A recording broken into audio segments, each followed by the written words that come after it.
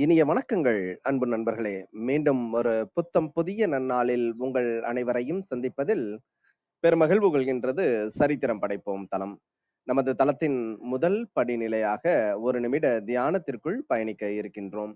கண்களை மெலிதாக மூடிக்கொள்வோம், கரங்களை கோர்த்துக்கொள்வோம். இப்பிரபஞ்ச பெருவெளியில் உள்ள இறைமைக்கு மனதார நன்றி பகிர கிடைத்த மற்றும் ஒரு அற்புதமான நன்னாள் இது. இப்பொழுது நாம் உச்சரிக்க இருக்கும் ஒவ்வொரு வார்த்தைகளுடன் நன்றி உணர்வினையும் கலந்து இறைமைக்கு சமர்ப்பிப்போம்.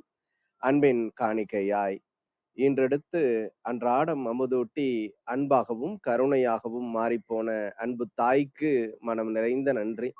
ஒவ்வொரு நாளையும் ஒவ்வொரு பொழுதையும் தமது உழைப்பாலும் தியாகத்தாலும் குடும்பத்தை நிறைத்து அறிவாகவும் ஆற்றலாகவும் மாறிப்போன அன்பு தந்தைக்கு மனம் நிறைந்த நன்றி.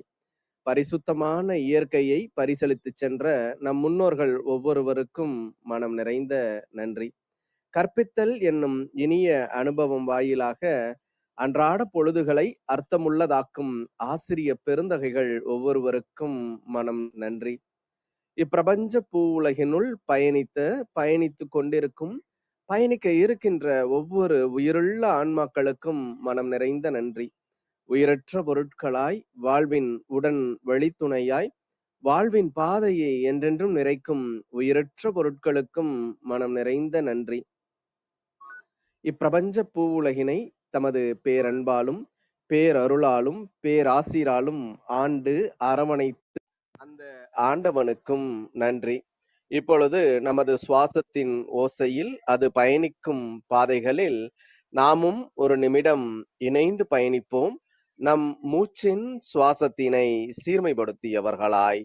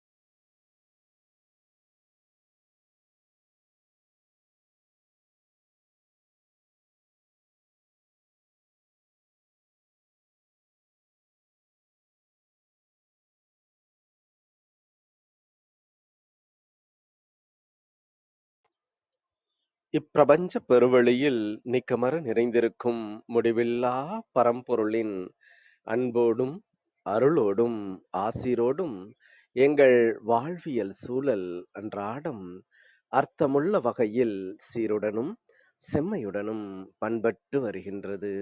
இதனால் இச்சமூகத்தின் சீரிய சிறந்த முன்மாதிரிகளாக நாங்கள் திகழ்வதோடு நில்லாமல் பல்வேறு சாதனைகளையும் அதன் வாயிலாக சரித்திரங்களையும் படைக்கும் அற்புத படைப்பாளிகளாக பரிணமிப்போம். இறைமைக்கு நன்றி. நமது நிகழ்வின் அடுத்த படிநிலையாக நேர்மறை சிந்தனைகளை நம்மிடையே விதைக்க வருகின்றார் அன்பு தோழர் கற்பகவள்ளி அவர்கள். அவர்களை அன்புடன் வரவேற்போம். நன்றி. அனைவருக்கும் வணக்கம். இப்பிரபஞ்ச வெளியில் நீக்கமற நிறைந்திருக்கும் பரம்பொருளே, உம்மை வணங்குகின்றோம். உந்தன் அளப்பரிய அன்பால் எங்களுக்கு கிடைத்திட்ட பெற்றோர்கள், வழிகாட்டுகள், உற்றார் உறவினர்கள், நண்பர்கள் மற்றும் ஒவ்வொரு உயிருள்ள ஆன்மாக்கள் மற்றும் உயிரற்ற பொருட்களுக்காகவும் மனம் நிறைந்த நன்றி. உந்தன் அபரிமிதமான படைப்பால் இப்பூவுலகு உந்தன் எழில் நிறைந்த இயற்கையாலும் நிறை வளங்களாலும் நீடித்த நலங்களாலும் ஆகச்சிறந்த நேர்மறை எண்ணங்களாலும் இவ்வுன்னத உலகிலும் எங்கள் உயிர் துடிப்புள்ள உள்ளங்களிலும் நீக்கமற நிறைந்துள்ளது. உந்தன் அளப்பரிய அன்பினாலும் அருளினாலும் ஆசீராலும் நாங்கள் ஒவ்வொருவரும் உயர்ந்த உன்னதமான வாழ்வியல் பயணத்தை நிறைவுடனும் நிம்மதியுடனும் அன்றாடம் மேற்கொண்டு வருகின்றோம், ஆகச்சிறந்த வழிகளில். இதனால் நாங்கள் இச்சமூகத்தின் இன்றியமையாதவர்கள் என்பதையும் சீரிய வழியில் பயணிக்கும் அளவிற்கு ஆக்கப்பூர்வமான வழிகளில் எங்களை அன்றாடம் புதுப்பித்து வருகின்றோம். உந்தன் ஒப்பற்ற வழி நடத்துதலுடன் சிறுதுளி பெருவெள்ளமாகும் என்பதைப் போல் நாங்களும் சிறுக சிறுக சாதனை துளிகளை கோர்த்து வருங்கால சரித்திரத்தை ஆக்கப்பூர்வமான முன்னெடுப்புகளால் அலங்கரிக்கும் வரம் தாரும். அனைவருக்கும் நன்றி. அனைத்திற்கும் நன்றி. ஆண்டவனுக்கும் நன்றி. நன்றி, நன்றிங்க அன்பு தோழர். இனிய வணக்கங்கள் அன்பு நண்பர்களே. மீண்டும் ஒரு புத்தம் புதிய நன்னாள் இறைமையின் வரமாக நமது தளத்தின் 434வது நிகழ்விற்கு உங்கள் ஒவ்வொருவரையும் அன்புடன் வரவேற்பதில் பெருமகிழ்வு கொள்கின்றோம் நாங்கள். அன்பிற்கினிய நண்பர்களே, இந்த நாள் உங்களுக்கு ஆக சிறந்த நன்னாளாக அமைந்திடவும், நீங்கள் அடியெடுத்து வைக்கும் ஒவ்வொரு முயற்சிகளும் உங்களுக்கு ஆக சிறந்த வெற்றிகளை பரிசளிக்கவும் அன்பின் வாழ்த்துக்களை பகிர்ந்து கொள்வதில் பெருமகிழ்வு கொள்கின்றோம் நாங்கள். இந்த வாரம் முழுக்க நாம் கோடை விழா என்ற ஒரு அற்புதமான தொகுப்பின் கீழ் நமது சிந்தனைகளை செழுமைப்படுத்தி வருகின்றோம். கோடை விழாக்கள் எப்பொழுதும் மன மகிழ்வையும் மன உற்சாகத்தையும் அன்பு பரிசாக வழங்கக்கூடியவை. நிறைய நிறைய நண்பர்களை, உறவுகளை சந்திப்பதற்கான ஒரு அரிய வாய்ப்பினை நம்முள் மலர செய்பவை. இன்னும் மலர் கண்காட்சிகள் என்று ஒவ்வொரு இடங்களிலும் புது புது நிகழ்வுகள், புது புது கொண்டாட்டங்கள், பாடல், இன்னிசை கச்சேரிகள் என துளிர்விடும் தருணம் இந்த கோடை காலம். பெரும்பாலும் விடுமுறைக்கான காலமாகவும், பள்ளிகளுக்கு, கல்லூரிகளுக்கான விடுமுறை காலமாகவும் இந்த கோடை காலங்கள் பார்க்கப்படுகின்றன. இந்த கோடை விழா தொகுப்பில் இன்று ஆரோக்கியம் அத்தியாவசியம் என்ற அற்புதமான தலைப்பின் கீழ் நம்மிடையே சிறப்புரையாற்ற இணைந்திருக்கின்றார் அன்பு சகோதரி, தாய்நாடு சமுதாய கல்லூரியின் நிறுவனர் அன்பு சகோதரி மஞ்சு பார்கவி அவர்கள். ஒவ்வொரு வாரமும் ஆரோக்கியம் அத்தியாவசியம் என்ற அற்புதமான தலைப்பின் கீழ் மாதம் 2 வாரங்கள் நமது தளத்தில் சிறப்பு நிகழ்வை அன்பு பரிசாக வழங்கி வருகின்றார்கள். ஆரோக்கியம் மற்றும் இயற்கை வாழ்வியலை தமது வாழ்வியல் கொள்கைகளாக கொண்டு வாழ்ந்து வரக்கூடிய அன்பு சகோதரி அவர்கள் தமது அனுபவம் மற்றும் கல்வி அனுபவங்களை ஒருங்கே கோர்த்து ஆரோக்கியம் அத்தியாவசியம் என்ற அற்புதமான தலைப்பின் கீழ் நம்மிடையே சிறப்புரையாற்ற நமது எளிய அழைப்பினை ஏற்று இந்நிகழ்வில் பங்கேற்ற தருணங்களுக்காக சொல்லரங்க சொந்தங்களாகிய உங்கள் ஒவ்வொருவரின் சார்பிலும் சரித்திரம் படைப்போம் தளம் அவரை இந்நிகழ்விற்கு வருக வருக வருக என்று வரவேற்பதில் பெருமகிழ்வு கொள்கின்றது. இயந்திரத்தனமான ஒரு வாழ்வியல் சூழல் மேற்கொள்ளும் இத்தகைய காலகட்டங்களில் ஆரோக்கியம் எந்த அளவிற்கு அத்தியாவசியமான ஒன்று, ஆரோக்கியம் எந்த அளவிற்கு நம்மை நாம் சுய ஆய்வு செய்து கொள்வதற்கு, நம்மை நாம் அடுத்த படிநிலைகளுக்கு எடுத்து செல்வதற்கு முக்கியம் என்பதை குறித்த பார்வையை அடுத்த 50 நிமிடங்கள் பார்ப்போம். நமது வாழ்வியல் புத்தகத்தில் புத்தம் புதிதாய் இன்று மலர்ந்துள்ள புதியதோர் பக்கத்தின் அழகியதோர் அத்தியாயத்தினை ஆரோக்கியம் அத்தியாவசியம் என்ற தலைப்பின் கீழ் மெருகேற்றுவோம். நமது வாழ்வின் வழிகளை இன்னும் இன்னும் ஆரோக்கியமாக்குவோம். நன்றி.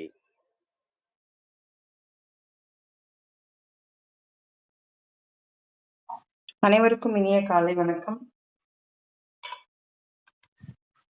இந்த வாய்ப்பினை ஏற்பாடு செய்து கொடுத்த பேராற்றலுக்கும் சரித்திரம் படைப்போம் குழுவிற்கும் பெரும் மகிழ்ச்சியையும் அன்பையும் தெரிவித்துக் கொண்டு நமது இன்றைய தலைப்பான கோடை விழா என்ற தலைப்பின் கீழ் ஆரோக்கியம் அத்தியாவசியம் என்ற தொடர் நிகழ்வின் ஒரு பகுதியை நாம் இப்போது பார்க்க இருக்கிறோம்.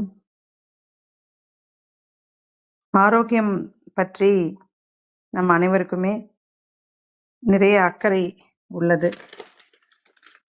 அதன் முதல் படியாக நாம் சத்தான உணவுகளை எடுத்துக்கொள்ள வேண்டும் என்பதில் மிகுந்த கவனமாக இருக்கிறோம்.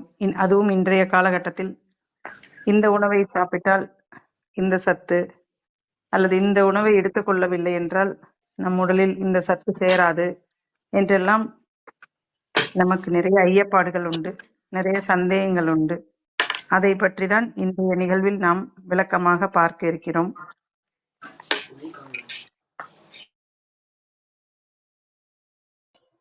சகோதரி மைக்கு கொஞ்சம் ஆன் பண்ணிட்டு. நன்றி. எது வரைக்கும் கேட்டுச்சுங்க? நீங்க பேசுறது முழுமையா கேட்டது. நீங்க அப்படியே தொடரலாம். நீங்க விட்ட இடத்துல இருந்து அப்படியே தொடரலாம். நன்றி, நன்றி. அதான் நமக்கு ஆரோக்கியம் பற்றிய அக்கறை எங்க தொடங்குகிறது என்று பார்த்தோமானால், உணவிலிருந்து தான் தொடங்குகிறது. எந்தெந்த உணவுகளை சாப்பிடும்போது என்ன மாரியான சத்துக்கள் நம் உடலில் சேரும் என்றெல்லாம் இன்று நிறைய ஐயப்பாடுகளும், சந்தேகங்களும் நமக்கு அவ்வப்போது ஏற்பட்டு கொண்டுதான் இருக்கிறது. அதன் அடிப்படையில் தான் இன்றைய நமது தலைப்பு அமைந்துள்ளது. நாம் ஒவ்வொருவரும் சத்து சத்து என்று எடுத்துக்கொள்ளும் உணவில் உண்மையிலேயே சத்து இருக்கிறதா? அப்படி இருக்கிறது என்றால் ஏன் நாம் நோய்வாய்ப்படுகிறோம்? நம்ம அனைவருமே சத்தான உணவு தான் சாப்பிடுறோம். ஆனா நாம் ஏன் நோய்வாய்ப்படுறோம் அப்படின்னு பார்த்தோம்னா, அதற்கு சில காரணங்கள் இருக்கிறது. மருத்துவ அடிப்படையில் அதை நாம் பார்க்கலாம். ஒரு உதாரணத்திற்கு, ஐரோப்பிய நாடில் ஒரு ஆராய்ச்சியாளர் வாழ்ந்து வந்தார்கள். 1800களில் நடந்த ஆராய்ச்சி இது. மருத்துவ ஆய்வு கட்டுரையாக அவர்கள் வெளியிட்டிருந்தார்கள். அந்த கட்டுரை என்ன சொல்கிறது என்றால், நாம் சாப்பிடும் சாப்பாட்டிற்கும் சத்துக்கும் சம்பந்தமே இல்லை. உடலில் உருவாகக்கூடிய மாற்றத்தின் அடிப்படையில்தான் சத்து என்பது உருவாக்கப்படுகிறது என்பதுதான் அந்த ஆய்வின் முக்கிய நோக்கமாக அவர்கள் எடுத்துக்கொண்டது. ஆய்வை மேற்கொண்டவரின் பெயர் லூயி கேரவன். அவர்கள் ஒரு நாள் அவர் வாழ்ந்த இடத்துல பசுமாடுகள் வாழ்ந்து கொண்டிருக்கிறது. அந்த பசுமாடுகளை அவர் மிக நுட்பமாக கவனத்துக்கு எடுத்துக்கொள்கிறார். பசுக்கள் சாப்பிடும் உணவில் கால்சியம் சத்து இருக்கிறதா என்று அவர் தன்னுடைய ஆராய்ச்சியை தொடங்குகிறார். பசு என்னெல்லாம் சாப்பிடும்? பசு சாப்பிட்றது பார்த்தீங்கன்னா, புல்லு சாப்பிடும். காஞ்ச புல்லான வைக்கோல் சாப்பிடும். இதுதான் அதிகமா உணவா எடுத்துக்கும்.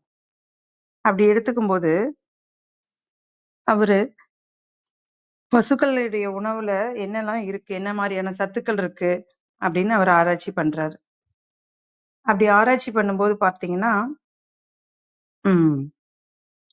அது சாப்பிட்ற உணவான வைக்கோல் மற்றும் காஞ்ச புல்லான பச்சை புல்லையும் கால்சியம் சத்து கிடையாது. பச்சை புல்ல என்ன சத்து இருக்கும்? மெக்னீசியம் இருக்கும். காஞ்ச புல்லுல பொட்டாசியம், கார்போஹைட்ரேட் இந்த மாதிரி பொருட்கள்லாம் இருக்கு. ஆனா பசுவுல இருந்து வர்ற பால்ல கால்சியம் சத்து இருக்கு. இது எப்படி கால்சியம் சத்து கிடைச்சது பால்ல அப்படின்னு தான் அவர் ஆராய்ச்சி பண்றாரு. அப்ப ஆராய்ச்சி பண்ணும்போது அவருக்கு ஒரு ஆச்சரியமான ஒரு செய்தி கிடைக்கிறது. அதுதான் நம்ம சிந்திக்க வேண்டிய ஒரு இடமாக இருக்கிறது. என்ன அப்படின்னு பாத்தீங்கன்னா, அந்த எந்த உணவு சாப்பிட்டாலும் அந்த உணவுல இருக்கக்கூடிய சத்து பொருட்கள் இங்க என்ன நம்ம உடலுக்கு தேவை இருக்கிறதோ அதுவாக மாறிவிடுகிறது என்பதுதான் ஆராய்ச்சியில் அவர் கண்டறிந்த உண்மை. ஆனால் அந்த காலகட்டத்திலேயே அவருடைய ஆய்வை எவரும் முழுமையாக ஏற்க முடியவில்லை, ஏற்கவும் இல்லை. காரணம் என்னவென்றால், இவருடைய ஆராய்ச்சியில் ஒரு பகுதி கண்ணிற்கு தெரியாத ஒரு பகுதி என்ன அப்படின்னு பார்த்தீங்கன்னா, உயிர் வேதியியல் மாற்றம். உயிர் வேதியியல் மாற்றம் கண்ணுக்கு தெரியுமா அப்படின்னா தெரியாது. அது பயாலஜிக்கல் சேஞ்சஸ். நம்ம கெமிக்கல் சேஞ்சஸை வெளியே இருக்கக்கூடிய லெபார்டரி மூலமாக தெரிந்து கொள்கிறோம், அறிந்து கொள்கிறோம். ஆனால் உயிர் வேதியியல் மாற்றத்தை இட் இஸ் இன்விசிபிள் அப்படின்னு ஆங்கிலத்துல சொல்லுவோம். If you want to see the invisible thing, we should have more knowledge அப்படின்னு ஆங்கிலத்துல சொல்லுவாங்க. இன்விசிபிள் திங் அப்படின்றது அறிவியலுக்கும் அப்பால் அப்படின்னு நிறைய விஷயங்கள் நம்ம சுற்றி இருந்துட்டே தான் இருக்கு. அப்ப அறிவியலுக்கும் அப்பால் உள்ள விஷயத்த அறிவியலுக்குள்ள எப்படி கொண்டு வந்து அவர் ப்ரூஃப் பண்ண முடியும் அப்படின்ட்டு அவருடைய ஆய்வுகளை புரிந்து கொள்பவர்களுக்கு எடுத்து கூறிவிட்டு அவர் அமைதியாக அவருடைய காலகட்டத்தில் வாழ்ந்து சென்றார்கள் என்றுதான் நாம் எடுத்துக்கொள்ள வேண்டும். ஆனால் இன்று இருக்கக்கூடிய உணவு சிக்கல்களுக்கு இந்த தலைப்பு மிகவும் ஏற்ற தலைப்பாக நாம் எடுத்துக்கொள்ள வேண்டிய கட்டாயம் நமக்கு இருக்கிறது. ஏன் அப்படின்னா இப்போ ஒரு உதாரணத்திற்கு ஒரு பெண் கருவுறுகிறார்கள் என்றால் வயிற்றுல குழந்தை ஆயிடுச்சு, அதனால குழந்தைக்கு கால்சியம் சத்து வேணும், தினமும் காலையில கால்சியம் மாத்திரை சாப்பிடுங்க 10 மாதத்துக்கும், இரவு அயன் மாத்திரை சாப்பிடுங்க அப்படின்னு கொடுக்குறாங்க. ஆனா கொஞ்ச காலகட்டத்துக்கு முன்னாடி ஒரு 50 வருடங்களுக்கு முன்னாடி பிறந்த குழந்தைகள் எல்லாருமே நம்ம வீட்டுல பிறந்த குழந்தைகள் தான். இந்த வீட்டுல பிறந்த குழந்தைகள் 10 மாசமும் அம்மா நோய் இல்லாம தான் இருந்தாங்க. எந்த நோயும் இல்லாம ஆரோக்கியமான மனிதர்களாக இருந்தாங்க. அவர்களுக்கு பிறக்கக்கூடிய குழந்தைகளும் ஆரோக்கியமான குழந்தைகளா தான் இருந்தாங்க. ஏன் அப்படின்னா அவர்கள் இந்த உணவுல சத்து இருக்கு, இந்த உணவுல இந்த சத்து இருக்கு அப்படின்னு தேடி தேடி சாப்பிடல. அவங்களுக்கு கிடைத்த உணவை பசித்த போது சுவைத்து நன்றாக நாம் ஏற்கனவே நம்முடைய வாழ்வியல் வகுப்புகளில் பார்த்திருக்கோம். நல்லா மென்னு தூளாட்ட பசி எடுக்கும் போது சாப்பிட்டா உள்ள போய் உயிர் வேதியியல் மாற்றம் நடக்குது. அந்த உயிர் வேதியியல் மாற்றத்தின் அடிப்படையில எல்லாமே இங்க தேவையான சத்துக்களாக மாறுகிறது என்பதுதான் லூயி கேரவன் அவர்களுடைய ஆராய்ச்சியில் அவர்கள் கண்டறிந்த முக்கியமான கருப்பொருள் அப்படிதான் அமைஞ்சிருந்தது. ஆனா இன்னைக்கு நம்ம எவ்வளவோ சத்தான உணவுகளை சாப்பிடுறோம், ஆனா சத்தான மனிதர்களா இருக்கிறோமா அப்படின்னா பெரிய கேள்விக்குறிதான். அதுலயும் முக்கியமா ஒரு கருவுற்ற ஒரு காலகட்டத்தில் இருக்கக்கூடிய தாய்மார்களுக்கு பாத்தீங்கன்னா, நீங்க இதை சாப்பிடணும், அதை சாப்பிடணும், இது ஒரு ஃபீடிங் மதர் சாப்பிட வேண்டிய உணவு அப்படின்லாம் ஏகப்பட்டது ப்ரிசர்வேட்டிவ் போட்டு வந்துருச்சு. இந்த மாதிரி ப்ரிசர்வேட்டிவ் போட்ட உணவுகள் உடம்புக்குள்ள போய் என்ன மாதிரியான உயிர் வேதியியல் மாற்றங்கள் நடக்குது அப்படின்றதெல்லாம் மிகுந்த ஐயத்தோடு நாம் பயபக்தியோடு இந்த உடலை அணுக வேண்டிய ஒரு கட்டாயத்தில் நாம் இருக்கிறோம். அந்த பயபக்தி இல்ல, நம்ம யாரோ ஒருவர் சொல்றத கேட்டுட்டு ஏதோ ஒண்ணு பண்றோம் அப்படின்னா அதனோட பக்க விளைவுகள் நிச்சயமாக நம் பிறக்கக்கூடிய குழந்தைகளின் உடலில் நாம பார்க்கிறோம். அதனால இனி வரும் காலகட்டத்துல ஏற்கனவே நம்ம இந்த நிகழ்வுகள்ல பார்த்த மாதிரி எப்பொருள் யார் யார் வாய் கேட்பினும் அப்பொருள் மெய்ப்பொருள் காண்பது அறிவு. இப்போ நம்ம கூட இந்த நிகழ்வுல நிறைய செய்திகளை கொஞ்சம் இன்னைக்கு உலகமே ஒரு பக்கம் ஓடிட்டு இருக்குன்னா இந்த இயற்கை மருத்துவத்துல நாங்க ஒரு பக்கம் தான் ஓடிட்டு இருக்கோம். ஆனா உண்மை என்ன அப்படின்றது ஒவ்வொருவரும் ஆராய்ச்சி செய்து கொண்டு அவர்களுக்கு ஏற்றதை எடுத்துக்கொள்ள வேண்டும் என்பதுதான் என்னுடைய மிக முக்கியமான வேண்டுகோள். நான் சொல்றேன் அப்படின்றதுக்காக நம்ப வேண்டியதில்லை. இப்போ லூயி கேரவன் அப்படின்றவங்க உண்மையிலுமே ஆராய்ச்சி பண்ணியிருக்காங்களா, அவங்களுடைய ஆராய்ச்சி கட்டுரை எங்க இருக்கு, கூகுள்ல போய் உண்மைக்குமே தேடி பார்த்தோம் அப்படின்னா நம்ம தெளிவு பெற முடியும். முடியும் தானே? கண்டிப்பா முடியும். அப்படி இருக்கும்போது நம்ம கொஞ்சம் மாத்தி யோசிக்காம ஏற்கனவே இங்க ஒற்றை விஷயங்களை திணிச்சுக்கிட்டே இருக்காங்க. நம்மளுக்கு ஒரு கூட்டமா இருக்கும், நம்ம போய் ஐஸ்கிரீம் வாங்க போறோம் அப்படின்னா உடனே என்ன கேட்போம், உங்களுக்கு என்ன ஃப்ளேவர் வேணும், உங்களுக்கு என்ன ஃப்ளேவர் வேணும் அப்படின்னு ஒவ்வொருத்தங்களையும் நம்ம விசாரிக்க தொடங்குவோம். அப்போ ஒரு ஐஸ்கிரீம் தேர்ந்தெடுக்கிற கூட அவரவர்களுக்கு எவ்வளவோ உரிமை இருக்கு. ஆனா இன்னைக்கு மருத்துவம் அப்படின்னு வரும்போது ஒற்றை மருத்துவ திணிப்பு அப்படின்றது மிக மிக எளிமையா நம்மளை சுத்தி நடந்துட்டே இருக்கக்கூடிய ஒரு விஷயமா இருக்கு. அப்ப அதுல இருந்தெல்லாம் நம்ம இன்னும் முழுமையா வெளியே இன்னும் ஆரோக்கியமானவர்களாகவும், எந்த உணவை சாப்பிட்டா இந்த சத்து வரும், இந்த உணவை சாப்பிட்டா இந்த சத்து வரும் இனி வரும் நேரங்கள்ல யாராவது சொன்னாங்கன்னா நீங்க அதுக்கு சரி அப்படின்னு சொல்லிடலாம். அவங்க கிட்ட போயிட்டு இல்லப்பா லூயி கேரவன் ஆராய்ச்சி பண்ணிருக்காங்க அப்படின்னு எதுவும் சொல்ல வேண்டியதில்லை. நம்மளுக்கு தேவைன்னா நம்ம அதை எடுத்துக்கலாம். இல்லை அப்படின்னா நமக்கு என்ன புரிதல் ஏற்படுதோ இந்த பிரபஞ்சத்துல இருந்து அதை மட்டும் எடுத்துட்டு நம்ம அமைதியா பயணிக்கலாம். அதை விட்டுட்டு நம்ம இந்த உணவை சாப்பிடலைன்னா எனக்கு இந்த தொந்தரவு வந்துருமோ தினம் ரத்தம் அதிகமாகணும்னா மாதுளை சாப்பிடணுமா, இல்லைன்னா பீட்ரூட் சாப்பிடணுமா, அப்படியெல்லாம் தேடி தேடி போனோம் அப்படின்னா அதுலயே ஒரு புது வகையான நோய் வந்துரும் அப்படின்றதும் அண்மை காலத்துல ஆராய்ச்சி பண்ணி சொல்றாங்க. அப்போ நம்மை சுற்றி ஆய்வு செய்து கொண்டேதான் இருக்காங்க. நம்ம அதை மறு ஆய்வு கூட பண்ணலாம். இது உண்மையா, இது பொய்யா, இல்ல இவங்க ஏன் இப்படி சொல்றாங்க அப்படின்றத சிந்திச்சு சுயமாய் சிந்தித்தே தெளிவாய் என்று நம்ம பார்த்திருக்கோம். அதனால இனி வரும் நேரங்கள்ல உணவு எடுத்துக்கும் போது பயந்துக்க தேவையில்லை. நீங்க உங்களுக்கு ரெகுலராவுமே ஒருத்தர் வந்து கஞ்சியும் கூழும் தான் சாப்பிடுறாரு, ஆனா ஆரோக்கியமா இருப்பாரு. ஏன் அப்படின்னு கேட்டீங்கன்னா, பசிச்சு மட்டும்தான் எடுத்துக்குவாங்க. பசிக்காதப்ப உணவு எடுத்துக்க மாட்டாங்க. பசித்து மட்டுமே புசிக்கும் போது, பசித்து புசி என்ற தத்துவத்தின் அடிப்படையில யாரெல்லாம் உடம்ப நம்ம பயன்படுத்துறோமோ, யாரெல்லாம் உடம்ப நம்ம அந்த மாதிரி ஒரு நிலைப்பாட்டோட வாழ்றோமோ உடலோடு, அவர்களுக்கு நிச்சயமாக நல்ல ஒரு ஆரோக்கியம் என்பது நிலை பெற்றிருக்கும். அந்த ஆரோக்கியத்துல அடிக்கடி ஒரு தொந்தரவுகள் அப்படிலாம் வராது. ஏன் அப்படின்னா, நம்மளுடைய மனசுல அந்த உறுதி இருக்கும்போது உடம்புலயும் நிச்சயமாக அந்த உறுதி இருக்கும். நம்ம ஒரு விவேகானந்தருடைய படம் எங்க இருந்தாலும் நம்பிக்கையே பலம். நம்ம நம்பிக்கை இல்லாம இருக்கோம், நம்ம பயம் இருந்தது அப்படின்னா மரணம். பயமே நம்முடைய பலவீனம் அப்படின்னு எழுதியிருப்பாங்க. ஏன் அப்படின்னா, நம்ம நம்பிக்கையோட அமைதியா நம்மளுக்கு கிடைக்கிற உணவுகளையும் நமக்கு கிடைக்கிற வாய்ப்புகளையும் வாழ்வில் கடைபிடித்து கொண்டு அதை ஏற்றுக்கொண்டு இருக்கிறோம் என்றால், ஆரோக்கியம் என்பது அத்தியாவசியம் என்ற ஒரு தலைப்பில் கூட நாம் இன்னைக்கு உரையாடுவது தேவையற்றதாக தான் இருக்கும். ஏன் ஆரோக்கியத்தை பத்தி எனக்கு என்ன பயம்? என்னோட ஆரோக்கியம் என்னோட கையில இருக்கு. என்னுடைய ஒரு அறிவு தெளிவின்படி நான் ஆரோக்கியமான ஒரு மனுஷியாக, மனிதனாக என்னால வாழ முடியும் அப்படின்னு தான் நம்ம முன்னோர்கள் இருந்தாங்க. அது எந்த இடத்துல நம்ம கைவிட்டோம் அப்படின்னு பாத்தீங்கன்னா, அறிவியல் பூர்வமா நம்ம மாறணும் அப்படிங்கும் போதுதான் நிறைய இடங்கள்ல நம்ம கைவிட்டோம். அறிவியல் பூர்வம் தேவைதான். ஆனா அறிவியலுக்கும் அப்பால் நம்ம முன்னோர்கள் வாழ்ந்திருக்காங்க. அந்த அறிவியலுக்கும் அப்பால் ஒரு இடம் இருக்குல்ல, அந்த இடத்த நம்ம தினம் தினம் சிந்தித்து பார்த்து ஒவ்வொரு நாளும் நம்ம வாழ்ந்தோம் அப்படின்னா நமக்கு இந்த ஆரோக்கியம் பற்றிய தேடலோ அல்லது ஐயப்பாடுகளோ நிச்சயம் வராது. அப்போ ஒரு மருத்துவரின் ஆலோசனை அப்படின்றது எப்பயாவது ஒண்ணு, வருடத்திற்கு ஒரு முறையோ அல்லது 5 வருடங்களுக்கு ஒரு முறையோ இருந்தால் போதும்.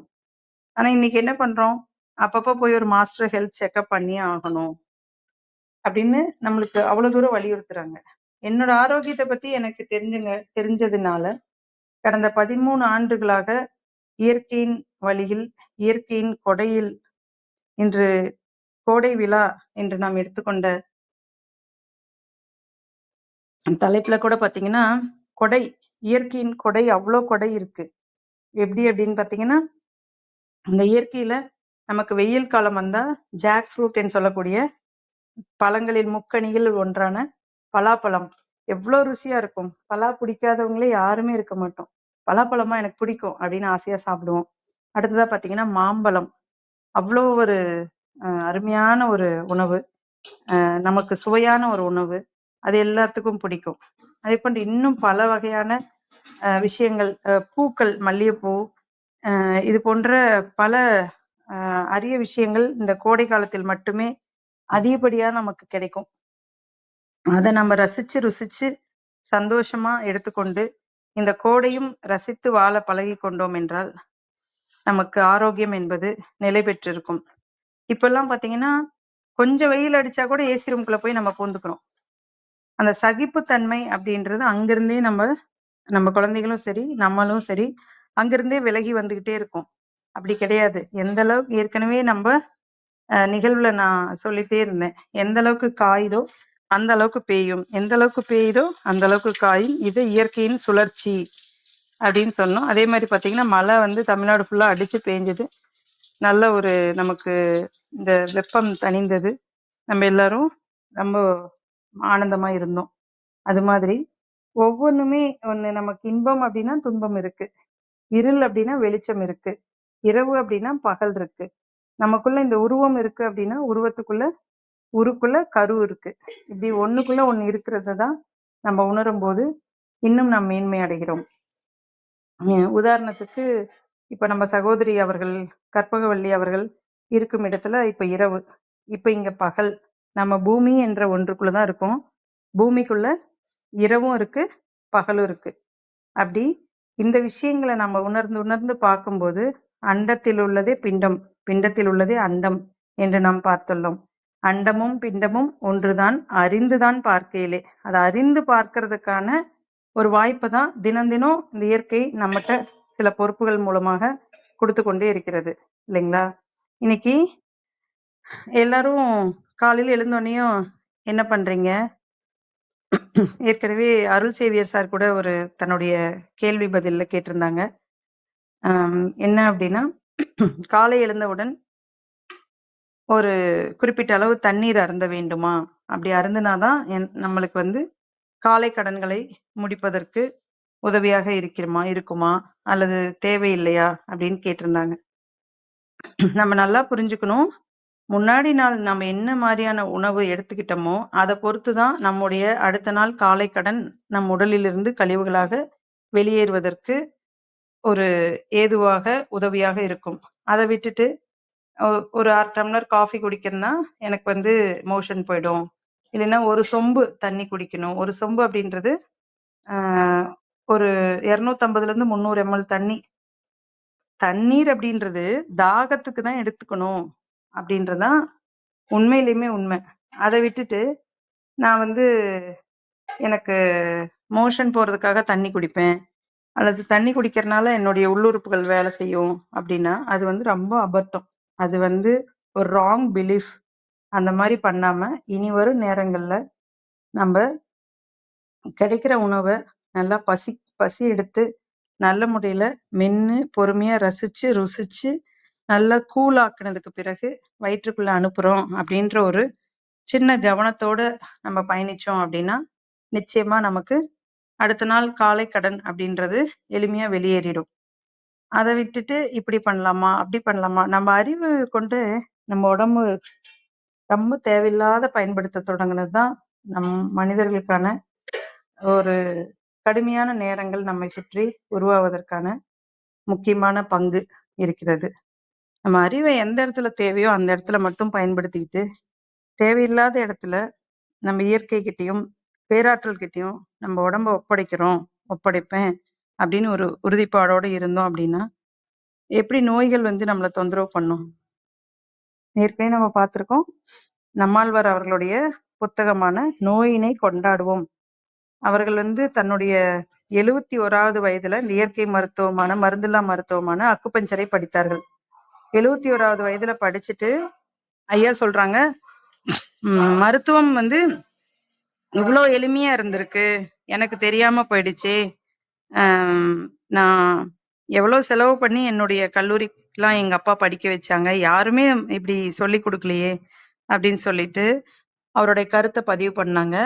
அந்த புத்தகத்தின் பெயர் தான் நோயினை கொண்டாடுவோம். நோய் வந்தா ஏன் கொண்டாட சொல்றாங்க அப்படின்றத நம்ம நல்லா சிந்திச்சு பார்க்கணும். நம்ம உடல், நம்முடைய எதிர்ப்பு ஆற்றல் நல்ல முறையில இருந்தது அப்படின்னா நம்ம உடம்புல இருக்கக்கூடிய கழிவுகளை வெளியேற்றும். மரபு வழி மருத்துவங்கள் எல்லாமே கழிவு வெளியேற்றத்தின் அடிப்படையை கொண்டதுதான். மரபு வழி மருத்துவத்தின் தத்துவங்கள் எல்லாமே என்ன சொல்லுது அப்படின்னா, கழிவுகளின் நீக்கம் ஆரோக்கியம், கழிவுகளின் தேக்கம் ஆரோக்கிய குறைபாடு அப்படின்னு சொல்லுது. அப்போ கழிவுகள் எங்கெல்லாம் தேங்குதோ அங்கெல்லாம் நமக்கு சின்ன சின்ன தொந்தரவுகள் உடம்புல உபாதைகளாக வெளிப்படும். அப்படி வெளிப்படுறது எதுக்காகனா அந்த கழிவுகளை உடல் வெளியேற்றுறதுக்கு முயற்சி பண்ணுது. அதை நம்ம என்ன நினைச்சுக்கிறோம், நோயா எடுத்துக்கிறோம். அப்படி எடுத்துக்காம ஒரு காய்ச்சல் வருது அப்படின்னா நம்ம உடலை காய்ச்சி ஒரு சூடு பண்ணி அந்த உடம்புல இருக்கக்கூடிய தேவையில்லாத பாக்டீரியா மற்றும் வைரஸஸை வெளியேற்றுது, ஸ்கின் மூலமா வெளியேற்றுது. இதை வெளியேற்றுறதுக்கு அனுமதிச்சு நம்ம அமைதியா இருந்தோம் அப்படின்னா நோய் வந்த வழியிலே தானா போயிட போகுது. அதற்கு உடனே என்கிட்ட சில எக்யூப்மெண்ட்ஸ் இருக்கு. என் வீட்டிலேயே இப்போ எல்லாருமே காய்ச்சல் டெம்பரேச்சர் பார்க்கறதுக்கு ஒரு எக்யூப்மெண்ட் வச்சுக்கிட்டு அங்கதான் நம்மளுடைய பயம் தொடங்குது. ஏன் பயப்படணும்? ஓகே, நான் காய்ச்சல் வந்திருக்கு, உடலின் மொழி என்ன சொல்லுது அப்படின்னு பார்த்தா வாய் கசக்கும். வாய் கசந்ததுன்னா உணவு வேண்டாம் அப்படின்னு இயற்கையா இயல்பா அமைதியா இருக்க சொல்லுது.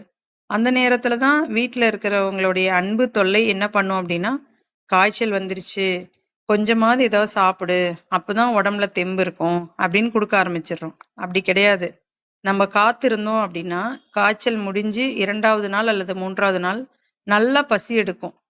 அப்ப நம்ம உடலுக்கு தேவையான ஒரு ஆவியில வேக வச்சக்கூடிய பொருளான இட்லி, புட்டு இந்த மாதிரி நம்ம எளிமையா ஜீரணமாகக்கூடிய உணவுகளா நம்ம கொடுத்தோம் அப்படின்னா, உடலுக்கு வந்து சத்து திரும்ப உடனே கிடைச்சிடும். அது கழிவுகளை வெளியேத்திட்டு இருக்கிற நேரத்துல உள்ள வந்து செரிமானம் அப்படின்றத அது நிறுத்தி வச்சிருக்கு. அத புரிஞ்சுக்கணுமா இல்லையா நம்ம? அப்படி பண்றது இல்ல. வாய் கசக்குது அப்படின்னா, சரி கொஞ்சம் இத சாப்பிட்டீன்னா சரியா போயிடும் அப்படின்னு ஒரு பால் கொடுக்கறது, இந்த மாதிரியான ஒரு விஷயங்கள்லாம் நம்ம செஞ்சுட்டே இருக்கும்போது நிச்சயமா உடல் வந்து இன்னும் மீண்டும் மீண்டும் தொந்தரவு செய்யறோம். நம்ம உடம்ப தொந்தரவு செய்யப்படுகிறது உடல். அதனால இனி வரும் நேரங்கள்ல உடல் என்ன சொல்லுதோ அதற்கு ஏற்றாற் போல நம்ம உடலை புரிந்து கொண்டு உடலை நாம் பயன்படுத்தினோம் என்றால் நோய் என்பது நமக்கு ஒரு பெரிய சவாலாக இருக்க போவதே கிடையாது. அதற்கு அடிப்படை நம் உணவு தான்.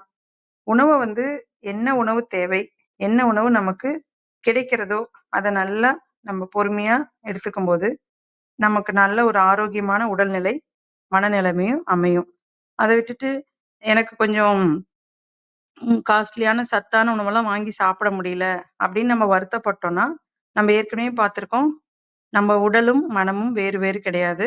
மனம்ல நடக்கக்கூடிய எல்லா மாற்றங்களும் உடம்புல பிரதிபலிக்கும்.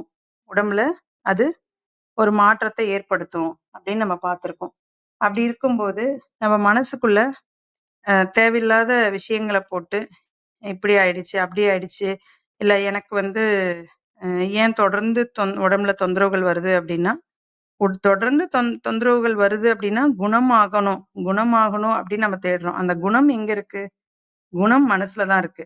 அப்ப அந்த குணம் சமநிலைக்கு வந்தது அப்படின்னா நிச்சயமா ஆரோக்கியம் உடல்ல நிலை பெற்றும். அதை விட்டுட்டு உடலுக்கு மட்டும் தனியா ஒரு வைத்தியம் பார்த்துக்கிட்டு மனசை தனியா விட்டுட்டோம் அப்படின்னா எங்க போய் உலகத்துல எங்க போய் தேடினாலும் நமக்கு ஆரோக்கியம் அப்படின்றது என்னன்னே தெரியாம நம்ம கஷ்டப்பட்டுட்டே தான் இருப்போம். அப்படி நம்ம கஷ்டப்பட வேண்டாம். நம்ம கையில தங்க விதிகள் இருக்கு. அந்த தங்க விதிகளை எல்லாரும் எளிமையா ஃபாலோ பண்ணலாம். தங்க விதிகள் என்ன அப்படின்றது உங்களுக்கு ஒரு நினைவூட்டுதல் பண்ணிடலாம். என்னன்னா, பசித்து புசி, தாகத்திற்கு ஏற்றாற் போல தண்ணி குடிச்சுக்கோ. குடிச்சிட்டு இருந்தோம்னா போதும். அடுத்தது ஓய்வு தேவைப்படும் போது ஓய்வு, தேவையான அளவு உழைப்பு, அதே போல இரவு நேரத்தில் தூக்கம். இதெல்லாம் நம்ம கடைபிடித்து வந்தோம் அப்படின்னா நம்ம ஆரோக்கியத்தை பற்றி நமக்கு பயமே இருக்காது. நம்ம அதை வந்து 5G அப்படின்னு சொல்லுவோம். 5G அப்படின்றது ஈஸியா கடைபிடிக்கக்கூடிய ஒண்ணுதான். முதல்ல ஆரம்பத்துல நம்ம எல்லாத்துக்குமே அது புதுசா இருந்திருக்கும். இப்ப போக போக அதுவுமே நீங்க பழகியிருப்பீங்க. தொடர் நிகழ்வுகள்ல கலந்துகிட்டு இருக்கிற எல்லாத்துக்கும் அது வந்து இன்னும் ஈஸியா புரிஞ்சிருக்கும். அத நம்முடைய நண்பர்கள் அவர்களுடைய கருத்து பதிவுல செய்யும்போது ஆரோக்கிய பிரிட்டா சாரும் மற்றும் அருள் சேவியர் சார் இது மாதிரி எல்லாரும் நண்பர்களும் என்ன சொல்றாங்க அப்படின்னா, நாங்க சாப்பிடும்போது அந்த கவனம் வந்துருது. நீங்க சொன்ன மாதிரி கொஞ்சம் மென்னு சாப்பிடணும், ரசிச்சு சாப்பிடணும் அப்படின்னு எல்லாருமே ஏதோ ஒரு தருணத்துல அத இங்க உறுதி செஞ்சுட்டே தான் இருக்கோம். அதனால இனி வரும் நேரங்கள்ல நம்ம நம்முடைய ஆரோக்கியத்திற்காக நிறைய முதலீடு செய்வதோ அல்லது சிரமப்படுவதோ தேவையற்றது. தேவையான நேரங்கள்ல நம்ம தேவையான கிடைக்கிற உணவுகளை என்ன மாதிரியான சத்து உடலுக்கு தேவையோ அந்த சத்தாக அது மாத்திக்கும். இப்ப தொடர்ந்து ஒருத்தவங்க வந்து ஒரு அரிசி உணவே தான் எடுத்துட்டு இருக்காங்க அப்படின்னாக்க அவர்களுக்கு அரிசியில இருந்தே வந்து தேவையான ஒரு புரத சத்தாகவும் அது மாத்திக்கும். இப்ப அரிசியில வந்து நம்ம பார்த்திருப்போம் கார்போஹைட்ரேட் இருக்கு நம்மளுடைய ரைஸ்ல. ஆனா அது வந்து தேவையான நேரத்துல தேவையானதை இந்த உடல் மாத்திக்கிட்டே இருக்கும். அதுதான் உண்மை. அதை வந்து இன்னும் ஆழமாக நாம் இந்த நிகழ்வின் மூலமாக புரிந்து கொள்ள வேண்டும். ஒரு மாடு சாப்பிடக்கூடிய உணவுல வெறும் மெக்னீசியமும் பொட்டாசியமும் இந்த போன்ற பொருட்கள் தான் இருந்தது. அது வந்து எப்படி கால்சியமா வெளியே பாலா வரும்போது வருது அப்படின்னா, அது வந்து தன்னுடைய கண்ணுக்குட்டிக்கு வந்து கால்சியம் சத்து தேவை இருந்திருக்கும் போல. அதனால அந்த மாதிரி அது ஒரு கன்வர்ஷன் தன்னுடைய உடலுக்குள்ள உயிர் வேதியியல் மாற்றம் மூலமாக நடந்திருக்கு. இதை நம்ம புரிந்துக்கிறோமா அப்படின்னா கிடையாது. ஏன் அப்படின்னா, நம்ம ஒரு குறிப்பிட்ட காலம் வரைக்கும் நம்முடைய தாய்ப்பால் கொடுக்கலாம். அதுக்கப்புறம் கொஞ்சம் பற்றாக்குறைக்கு பசும்பால் குடுக்கலாம். குழந்தைங்களுக்கு குடுக்கவே கூடாது அப்படின்றது கிடையாது. ஆனா அதிகப்படியா குடுக்கும்போது, நம்ம முன்னோர்கள்லாம் சொல்லுவாங்க, "குழந்தை மந்தி ஆயிடும். நீ வந்து இந்த மாரி பால் குடுத்துட்டே இருக்காத" அப்படின்னு சொல்லுவாங்க. ஏன்னா, அதுல வந்து ஹை கால்சியமும், புரோட்டீன் சத்தும் இருக்கு நம்மளுடைய பால்ல. அது வந்து கன்னுக்குட்டி அதனுடைய கன்னுக்குட்டிக்காக சுரந்த ஒரு ஹார்மோன்ஸ் மூலமாக சுரக்கப்பட்ட ஒரு விஷயம். அது இன்றைய காலகட்டத்துல நம்ம எப்படி நமக்கு கிடைக்குதுன்னா, இன்னும் பேக்கெட் பாலா தான் அது வந்து கிடைக்குது. பேக்கெட் பால் வந்து இன்னும் கொஞ்சம் ரசாயனங்கள பயன்படுத்தினா தான் அது கெட்டுப் போகாம இருக்கும். நீங்க கற்பனை பண்ணி பாருங்க. இப்ப நான் ஊர்ல இருக்கேன். நீங்க சென்னையில இருக்கீங்க. உங்களுக்கு பால் தேவைப்படுது அப்படின்னு சொல்லிட்டு, இப்ப நான் இங்க இருந்து உங்களுக்கு அனுப்பிச்சு வைக்கிறோம் அப்படின்னா, அது எவ்வளவு ப்ராசஸ் பண்ணணும்? இல்லைன்னா கெட்டுப் போயிடும்ல. இங்க இருந்து நான் ஒரு டிரான்ஸ்போர்ட் மூலமாக உங்களுக்கு அனுப்புறேன். 2 நாள் கழிச்சு உங்களுக்கு வந்து அந்த பால் கைக்கு சேருது. அது 1 நாள் கழித்து 24 மணி நேரம் கழித்து உங்களுக்கு அந்த பொருள் கையில வந்து கிடைக்குது அப்படின்னா, அது கெட்டுப் போயிருக்குமா? கெட்டுப் போகாம இருக்குமா? அப்ப இன்றைக்கு இங்க ஆவின்ல கிடைக்கிற பால் எல்லாமே கிராமப்புறங்கள்ல கலெக்ட் பண்ணி, அது பிறகு அது சில ப்ராசஸ் பண்ணி, கூலிங் பண்ணி, உடனே இல்ல எடுத்தோனே ஹீட் பண்ணுவாங்க. ஹை டிகிரில ஹீட் பண்ணிட்டு, அதுக்கு பிறகு பாத்தீங்கன்னா, அத வந்து கூலிங் பண்ணி பாக்கெட்ல அடைச்சு பாக்கெட் பாலா மெட்ரோபாலிட்டன் சிட்டி மற்றும் இன்னைக்கு எல்லா கிராமங்கள்லயுமே பாக்கெட் பால் கிடைக்க ஆரம்பிச்சிருச்சு. நான் ரொம்ப ஆச்சரியமா கேட்பேன், இங்க நீங்க கிராமத்துல இருக்கீங்க, ஆமா பசும்பால்லாம் எங்களுக்கு டேஸ்ட் பிடிக்கிறது இல்ல, எல்லாரும் மாறிக்கிட்டே இருக்காங்க, கேட்டா எனக்கு பாக்கெட் பால்ல காஃபி டீ குடிச்சாதான் நல்லா இருக்கு அப்படின்றாங்க. ரொம்ப ஆச்சரியம். நம்ம வந்து ஒரு கவலைக்கிடமான ஒரு விஷயமும் கூட. எப்படி இப்படி மாறினாங்க நம்ம மனிதர்கள் அப்படின்னு நம்ம சிந்திச்சு பார்க்கணும். ஓகே, கிடைக்காத இடத்துல ஒரு பெரிய சிட்டில வந்து கொஞ்சம் சேஃப் அப்படின்றதுனால இதை சாப்பிடுறாங்க. ஏன் சேஃப்னு சொல்றேன்னா, நான் இப்போ சென்னையில போய் ஒரு மீட்டிங் பேசிட்டு இருந்தோம். அந்த மீட்டிங்ல வந்து பால் வந்து ஒரு வயதுக்கு மேல சாப்பிட வேண்டாம். குட்டீஸ்க்கு சிலம்பம் மாணவர்களுக்கு வகுப்பு ஆரோக்கியம் பற்றிய வகுப்பு எடுத்துட்டு இருந்தோம். அப்போ ஒரு குட்டி ரொம்ப சின்ன சின்ன பையன்தான். அவன் சொல்றான், இல்ல பாலே நம்ம சாப்பிடக்கூடாது அப்படின்றான். ஏன்டா கண்ணா அப்படி சொல்றீங்க அப்படின்னு, உனக்கு என்ன புரிதல் இருக்கு அப்படின்னு தெரிஞ்சுக்கலான்றதுக்காக கேட்டா, அவரு சொல்றாரு, பால் வந்து மாட்டுல இருந்து கறக்கும்போது 1 மணி நேரத்துக்கு முன்னாடி ஒரு ஊசி போட்டுருவாங்க. ஆ அந்த குழந்தை அது தெரிஞ்சு வச்சிருக்குதுங்கிறது எனக்கு ஆச்சரியமா இருந்தது. அதுதான் நடக்கும். மெட்ரோபாலிட்டன் சிட்டில வந்து இன்னைக்கு பசும்பால், கறந்த பால் நெறைய இடங்கள்ல என்ன பண்றாங்கன்னா, ஆ ஒரு பால் கறக்கறதுக்கு முன்னாடி 1 மணி நேரத்துக்கு முன்னாடி அந்த ஹார்மோன் செக்ரீட் ஆகுறதுக்காக ஒரு ஹார்மோன் இன்ஜெக்ஷன் வந்து அந்த பசுக்குள்ள வந்து செலுத்துறாங்க. செலுத்தும்போது அது வந்து பால் சுரந்து குடுக்குது. அந்த பால் எப்படி ஆரோக்கியமான ஒரு உணவாக நமக்கு அமையும்? அப்படின்றத நம்ம சிந்திச்சு பார்க்கணும். அதனால இனி வரும் நேரங்கள்ல நம்ம அவாய்ட் பண்ண வேண்டியது என்ன அப்படின்னு பார்த்தீங்கன்னா, பாக்கெட் பால், மைதா, வெள்ளை சர்க்கரை. இது எல்லாரும் இயற்கையில இருக்கக்கூடிய எல்லாருமே சொல்லுவாங்க. ஆனா, வேற வாய்ப்பே இல்ல அப்படிங்கும்போது நம்ம பாக்கெட் பால் பயன்படுத்தி தான் ஆகுறோம். ஆனாலும் தேவைக்கு பயன்படுத்திட்டு, தேவையில்லாத இடத்துல வந்து நம்ம தேங்காய் பால் எடுத்து சாப்பிடலாம். தேங்காய் பால் அவ்ளோ அற்புதமா இருக்கும். ரொம்ப ஆரோக்கியமானதாகவும் இருக்கும். அத நம்ம கடைபிடிக்கணும் நம்ம வாழ்க்கையில. அது மிகுந்த ஒரு எதிர்ப்பு சக்தியையும், தாய்ப்பால்ல இருக்கக்கூடிய அதே கெமிக்கல் காம்பன்சேஷன் அப்படின்னு சொல்லுவாங்க. தாய்ப்பால்ல இருக்கக்கூடிய ஒரு எதிர்ப்பு சக்தி இருக்கக்கூடிய மோனோலோரிக் ஆசிட் அப்படின்றது ஒண்ணு கிடைக்கும். அதன் மூலமா நம்மளுக்கு ஒரு எளிமையான ஆரோக்கியமான உடல்நிலை நம்ம ஈஸியா பெற்றுக்கொள்ள முடியும். என்ன மாற்றம் இருக்கு அப்படின்றதுக்காக நம்ம இத சொல்றோம்.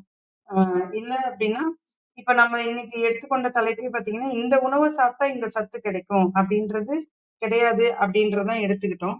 ஆனா ஒரு மாற்று நம்ம இருந்தாதான் இன்னைக்கு மனிதர்களுக்கு ஒரு மனநிலைமையில ஒரு நல்ல ஒரு புரிதலை கொண்டு வர முடியும் அப்படின்றதுனால ஒரு மாற்று சொல்றோம். அந்த மாற்றுல வந்து இந்த சத்து இருக்கு, அந்த சத்து டெய்லியும் தேங்காய் பாலே சாப்பிட்டுட்டு இருக்கிறவங்களுக்கு நோய் எதிர்ப்பு சக்தி கிடைக்கும்.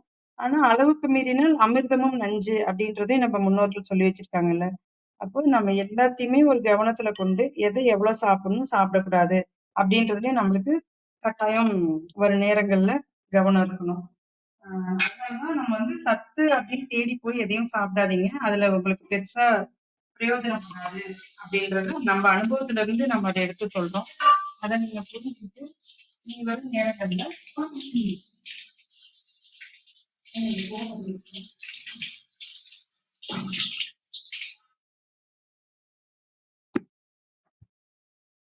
இனி வரும் நேரங்கள்ல நம்ம ஆரோக்கியத்தை ரொம்ப நம்ம கான்சியஸா பார்க்க வேண்டாம். அதை ஃப்ரீயா விட்டுருவோம். ஏன்னா கான்சியஸா பார்க்க பார்க்க நமக்கு நிறைய சிக்கல்களுக்குள்ள நம்ம உள்ளாகிறோம். அப்படி நம்ம இது பண்ணி போகாம என்ன மாதிரியான உணவுகள் கிடைச்சாலுமே அது நம்மளுடைய உடலுக்கு உடல் மிகுந்த அறிவு படைத்த ஒரு ஒரு கருவி. நம்ம கிட்ட இருக்கிறதுலயே அதிக அறிவு கொண்ட ஒரு டிவைஸ் எது அப்படின்னு பாத்தீங்கன்னா நம்முடைய உடல் தான். அந்த உடலுக்கு அவ்வளோ அறிவு கொடுத்து கடவுள் நம்ம இந்த உலகத்துல நம்மளை படைச்சு அனுப்பியிருக்காரு. அந்த சாஃப்ட்வேர் அப்படின்னு சொல்லிட்டு நம்மளோட சித்தர்கள்லாம் சொல்லுவாங்க.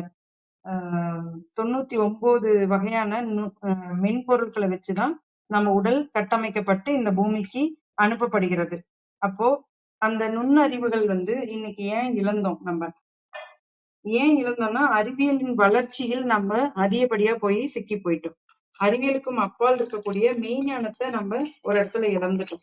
அதை மட்டும் நம்ம கொஞ்சம் திரும்பி பார்த்தோம், நம்ம அதை பத்தி கொஞ்சம் மாத்தி யோசிச்சோம் அப்படின்னா ஆரோக்கியம் அப்படின்றது நமக்கு நிலையான ஒன்றாக கிடைச்சிடும்.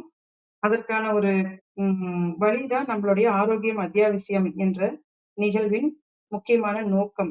அதனால இனி வரும் நேரங்கள்ல நம்ம ஆரோக்கியத்திற்காக ரொம்ப மெனக்கெட்டு செலவழிச்சு இந்த உணவை சாப்பிட்டா இவ்வளவு ஆரோக்கியம் கிடைக்கும், இந்த உணவை சாப்பிடலைன்னா எனக்கு சத்து கிடைக்காது அப்படின்னு நீங்க எடுத்துட்டு போவே தேவையில்லை. எதையுமே ஒரு அளவா எடுத்துக்கணும்னா அதுல இருந்து வரக்கூடிய ஒரு மாற்றங்கள் நம்ம உடல்ல நம்ம பார்க்க முடியும். நம்ம தொடர்ந்து சத்தான உணவை எடுத்துட்டு இருக்கோம் அப்படின்னு கூட நம்மகிட்ட சிகிச்சைக்கு வர்றவங்க கேட்பாங்க, ஏன் மேடம் என்னோட உடம்புல இந்த மாற்றங்கள் நடக்கல அப்படின்னு கேட்பாங்க. ஏன் நடக்கல அப்படின்னா அவங்க ஓவர் கான்சியஸா இருக்காங்க. அப்படின்னா அந்த உடல்ல ஒரு மாற்றங்கள் நடக்கிறது லேட். அந்த குணமாகுதல் அப்படின்றது கொஞ்சம் தாமதமா தான் நடக்குது. அதே ஒருத்தவங்க இந்த பேராற்றல் கிட்ட இயற்கை கிட்ட ஒப்படைச்சிடுறேன், ஒரு முழுமையான சரணாகதி மனநிலைமை. அந்த சரணாகதி மனநிலைமையும் ஒரு புரிதலோட, புரிதல் இல்லாம வெறுமனே ஒரு மூட நம்பிக்கையோ அல்லது தேவையில்லாத நம்பிக்கைக்குள்ள இருந்துகிட்டு நம்ம உடலை நம்ம பார்த்துக்க முடியுமா அப்படின்னா நிச்சயமா முடியாது. ஒரு அறிவியல் நமக்கு தேவை. ஆனா அறிவியலும் அளவுக்கு மீறி இருந்தால் அது தேவையற்றதாக மாறிவிடக்கூடாது என்பதிலும் நம்ம கவனமா இருக்கணும். இனி வரும் நேரங்கள்ல தேவையான ஒரு புரிதலோட தேவையான ஒரு உணவுகளை நம்ம எடுத்துக்கொண்டு வரும்போது அந்த எந்த சிக்கல்களும் இல்லாத ஒரு ஆரோக்கியமான உடல்நிலையை மனநிலைமையை நம்ம பெற்று இனிமையான ஒரு வாழ்க்கையை வாழ முடியும். அதற்கு நிறைய மருத்துவ ஆய்வு கட்டுரைகள் நம்ம சுற்றி இருக்கிறது. அந்த ஆய்வு கட்டுரைகள் முக்கியமானதான் இன்னைக்கு நம்ம நிகழ்வுடைய தொடக்கத்துல பார்த்தோம். லூயி கேரவன் அப்படின்றவங்க மாடு கொடுக்கக்கூடிய பால்ல கால்சியம் சத்து இருக்குது, அப்போ மாடு சாப்பிடக்கூடிய உணவுல கால்சியம் சத்து இருக்கா அப்படின்னு ஒரு ஆராய்ச்சிக்காக ஒரு தீசிஸ் எடுத்துக்கிறாரு. அது 800களுடைய பிற்பகுதியில நடந்த ஒரு ஆராய்ச்சி. அப்போ அந்த ஆராய்ச்சியில என்ன அவர் கண்டுபிடிக்கிறாரு அப்படின்னு பாத்தீங்கன்னா, மாடு எடுத்துக்கூடிய புல்லு, வைக்கோல் மற்றும் எந்த பொருட்கள்லையுமே கால்சியம் அப்படின்றது கிடையாது. ஆனா மாடு கொடுக்கக்கூடிய பால்ல கால்சியம் சத்து எப்படி வந்தது அப்படின்னு அவர் ஆராயிறாரு. ஆராயும் போது அவருக்கு ஒரு ஆச்சரியமான ஒரு வியப்பான ஒரு விடயம் அவருக்கு கிடைக்குது. அதுதான் அறிவியலுக்கும் அப்பால் உள்ள உயிர் வேதியியல் மாற்றங்கள். உயிர் வேதியியல் மாற்றங்கள் அப்படின்றது பயோகெமிக்கல் சேஞ்சஸ். நம்ம இன்னைக்கு பார்த்துட்டு இருக்கிறது எல்லாமே வெறுமனே கெமிக்கல் சேஞ்சஸை மட்டுமே ரிப்போர்ட்ஸா எடுத்து பார்த்துட்டு இருக்கோம். ஆனா அந்த கெமிக்கல் சேஞ்சஸ்க்கு பிஹைண்ட் ஆழமா இன்னும் இருக்கக்கூடியது என்னன்னு பாத்தீங்கன்னா உயிர் வேதியியல் மாற்றம். அந்த உயிர் வேதியியல் மாற்றத்தை யாருமே இங்க இன்னும் இந்த நவீன மருத்துவம் புரிந்து கொள்ளவே இல்லை. புரிந்து கொள்றதுக்கான ஒரு முயற்சியில அடுத்த ஒரு 10-20 ஆண்டுகளுக்குள்ள நிச்சயமா வருவாங்க. ஏன்னா ஆங்கில மருத்துவம் என்பது ஒரு 150, 200 ஆண்டுகள் பழமையானது. ஆனா இங்க இருக்கிற பாரம்பரிய மருத்துவங்கள் எல்லாம் மனிதர்கள் தோன்றிய காலமான ஒரு 8000 வருடங்கள் பழமையான மருத்துவமாக இருக்கிறது. 8000 வருடங்கள் பழமையான மருத்துவத்திற்கு முன்னாடி இன்று இருக்கக்கூடிய நவீன மருத்துவம் ஒரு குழந்தையாக தான் வளர்ந்து கொண்டிருக்கிறது. அது நிச்சயமாக வளர்ந்து மக்களுக்கு தேவையான நல்ல நல்ல செய்திகளை இனி வரும் காலங்களில் எடுத்து கொண்டு வந்து சேர்க்கும் என்பதில் எந்த ஒரு ஐயப்பாடும் இல்லை. ஆனால் நாம் எப்போதுமே அது இன்னும் 20 ஆண்டுகள் ஆனாலும் சரி, இன்னும் 30 ஆண்டுகள் ஆனாலும் சரி, ஒன்றை மட்டும் நாம் நினைவில் வைத்துக் கொள்ள வேண்டும். நம் உடலிற்கு சம்பந்தப்பட்ட அனைத்து முடிவுகளையும் சுயமாய் சிந்தித்தே தெளிவாய் எப்பொருள் யார் யார்வாய் கேட்பினும் அப்பொருள் மெய்ப்பொருள் காண்பதுதான் அறிவு. அதை விட்டுட்டு நம்ம போயிட்டு இன்னைக்கெல்லாம் டாக்டர் ஷாப்பிங் பண்றேன் அப்படின்னு சொல்லி ஒரு நிகழ்வுல வந்து தொலைக்காட்சியில ஒரு டிபேட் நிகழ்ச்சியில சொல்லியிருந்தாங்க. டாக்டர் ஷாப்பிங் பண்றீங்க, இதெல்லாம் சரியா அப்படின்ட்டு. டாக்டர் ஷாப்பிங்னா என்னன்னா செகண்ட் ஒப்பீனியன் கேட்கறது. ஒரு டாக்டர் வந்து ஒரு விஷயத்த சொல்லிட்டாங்கன்னா அதுல வந்து எப்படி அதை வந்து உறுதிப்படுத்துறது அப்படின்றக்காக இன்னும் 2 பெரிய டாக்டருங்க கிட்டயோ இல்ல எக்ஸ்பீரியன்ஸ் டாக்டருங்கிட்டயோ இல்ல இவங்களுக்கு ரொம்ப நெருக்கமா தெரிந்த ஒரு நண்பர்கள் மூலமாக ஒரு ரெஃபரன்ஸ்ல கிடைச்ச ஒரு டாக்டர் கிட்டயோ போய் நம்ம செகண்ட் ஒப்பீனியன் கேட்டுக்கிறோம். அப்படியே கேட்டா கூட அதுல தெளிவு பெற முடியல அப்படின்னு நமக்கு ஒரு விஷயங்கள் நடந்துட்டு தான் இருக்கு. அப்ப தெளிவு பெற முடியலன்னா நமக்குள்ள சுயமா சிந்திக்கிற அந்த ஆற்றல் இல்ல அப்படின்னா உலகத்துல எங்க போனாலுமே எவ்வளவு பெரிய ஒரு அறிவியல் பூர்வமான அல்லது மனதுக்கு தெளிவுபடுத்தக்கூடிய யோகா வகுப்புகள், ஆன்மீக வகுப்புகள், மெடிடேஷன்ஸ், மோட்டிவேஷன் கிளாஸ் எங்க போனாலுமே நம்ம நிறைவடைய முடியுமா அப்படின்னா நிறைவடையவே முடியாது. நமக்குள்ள நம்ம கடவுள் அப்படின்ற வார்த்தைக்கு பொருள் என்ன அப்படின்னா நமக்குள்ள யாரெல்லாம் கடந்து சென்று நம்ம உடைச்சு இல்ல இது ஈகோ, இது தேவையில்லை, இது அப்பாற்பட்டு சில விஷயங்கள் மாத்தி யோசிக்கணும் அப்படின்னு நம்ம என்னைக்கு நம்ம உடையிறோமோ, நம்ம எப்படி உலக விஷயங்களையும் இந்த பிரபஞ்ச செய்திகளையும் நம்ம புரிந்து கொள்றதுக்கு நமக்கு நம்ம அறியாமையில இருக்கிறோம், கற்றது கைமண் அளவு, கல்லாதது உலக அளவுன்னு நம்ம பெரியவர்கள் சொல்லியிருக்காங்க. ஆனா நம்ம எல்லாம் இன்னைக்கு இருக்கிற கால சூழ்நிலையில ஒரு கைப்பிடி மண் எடுத்தோம்னா அந்த கைப்பிடி மண்ணுல ஒரு கால் பகுதி கூட நம்ம கட்டுறது இல்ல, அது கம்மியா தான் கற்றிருக்கோம். அப்போ இன்னும் நம்மளுடைய ஆயுட்காலத்துக்குள்ள ஒரு கைப்பிடி மண்ணு அந்த அளவுக்கு ஒரு செய்திகளை நம்ம கற்றுக்கொள்ள வேண்டும் என்றால் மாத்தி யோசிக்க வேண்டும், மாத்தி சிந்திக்க வேண்டும். இன்று ஆய்வுகள் என்ன சொல்கிறது, உண்மையிலுமே அந்த ஆய்வுகள் மறு ஆய்வு செய்யப்பட்டுள்ளது. அந்த மறு ஆய்வில் என்ன நம்ம புரிந்து கொள்ள வேண்டும், நம்ம எப்படி நமக்கு சுயமா ஆராய்ச்சி செய்து அதை நம்மளுடைய புரிதலுக்குள்ள கொண்டு வரணும். இது எல்லாமே நம்ம இனிவரும் நேரங்கள்ல சுயமாய் சிந்தித்தே தெளிவாய் என்று கூறி இந்த ஆரோக்கியம் அத்தியாவசியம் என்ற தொடர் நிகழ்வின் இன்றைய நிகழ்வை நாம் நிறைவு செய்யலாம். உங்களுடைய கருத்துக்களையும் மற்றும் உங்களுடைய ஏதேனும் கேள்விகள் இருந்தாலும் எதிர்பார்த்து காத்திருக்கிறேன். நன்றி. நன்றி. வாய்ப்பிற்கு நன்றி. நன்றிங்க அன்பு சகோதரி. மிகவும் சிறப்பான ஒரு உரையை அதிகாலை அன்பு பரிசாக ஆரோக்கியம் அத்தியாவசியம் என்ற தலைப்பில் நமது தளத்தில் தொடர் நிகழ்வாக வழங்கி வரும் தருணங்களுக்காக சொல்லரங்க சொந்தங்களாகி அன்பு நண்பர்கள் ஒவ்வொருவருடனும் இணைந்து சரித்திரம் படைப்போம் தளம் தங்களுக்கு மனம் நிறைந்த நன்றிகளையும் வாழ்த்துக்களையும் பாராட்டுகளையும் பகிர்ந்து கொள்வதில் பெரும் மகிழ்வு கொள்கின்றது. அன்பிற்கினிய நண்பர்களே, நாம் அனைவரும் இணைந்திருப்பது சரித்திரம் படைப்போம் தளம். ஒவ்வொரு வாரமும் ஒவ்வொரு தொகுப்பு, ஒவ்வொரு நாளும் ஒவ்வொரு தலைப்பு, வார இறுதியில் சிறப்பு விருந்தினரின் அழைப்பு, ஞாயிறு தோறும் நமக்கான விடுப்பு என்ற அடிப்படையில் நமது தளம் இயங்கி வருகின்றது. அவ்வரிசையில் இந்த வாரம் முழுக்க நாம் கோடை விழா என்ற ஒரு அற்புதமான தொகுப்பின் கீழ் நமது சிந்தனைகளை செழுமைப்படுத்தி வருகின்றோம். இன்று ஆரோக்கியம் அத்தியாவசியம் என்ற அற்புதமான தலைப்பின் கீழ் அன்பு சகோதரி தாய்நாடு சமுதாய கல்லூரியின் நிறுவனர் அன்பு சகோதரி மஞ்சு பார்கவி அவர்கள் அற்புதமான சிறப்புரையை நமக்கு அன்பு பரிசாக வழங்கினார்கள். நாளை நமது தளத்தில் அன்பு தம்பி பைந்தமிழ் இலக்கிய பேரவையின் தலைவர் அதிவீரபாண்டியன் அவர்கள் வாசிப்பை நேசிப்போம் என்ற அற்புதமான தலைப்பில் நம்மிடையே பிறந்த நாள் சிறப்புரையை வழங்க இருக்கின்றார்கள்.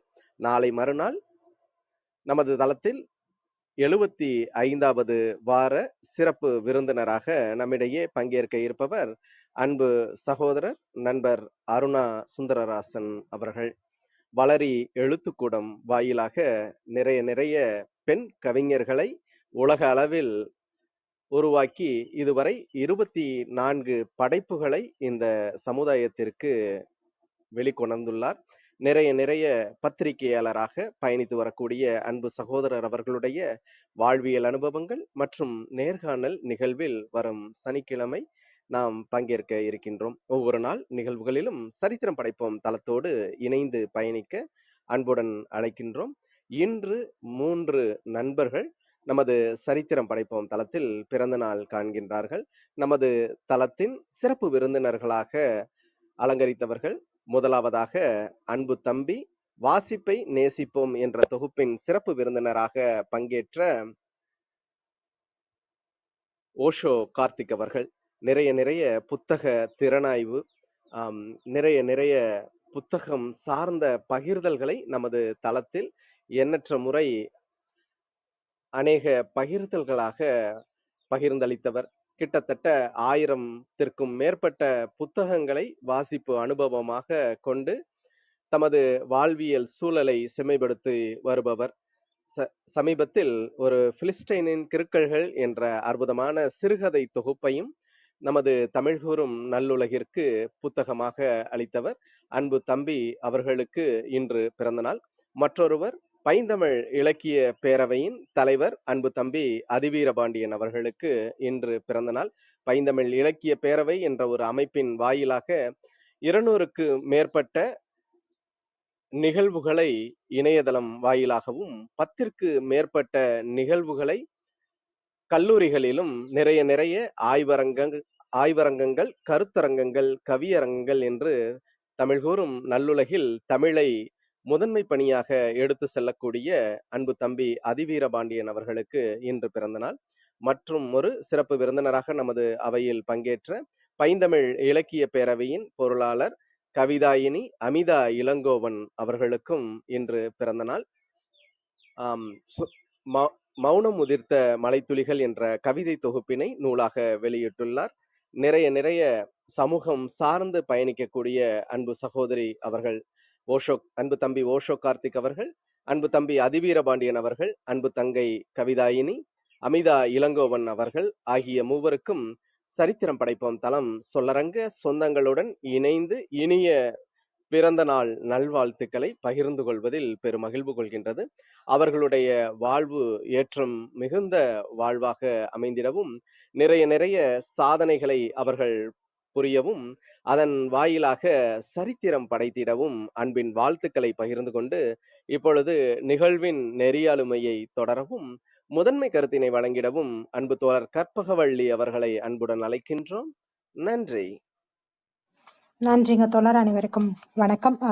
மஞ்சு பார்கவி அவர்களுக்கு மிக்க நன்றி. நம்ம உணவுல எந்த அளவுக்கு விழிப்புணர்வோட இருக்கணும் அப்படிங்கிறத பத்தி நிறைய கருத்துக்கள் இன்னைக்கு பகிர்ந்துக்கிட்டாங்க.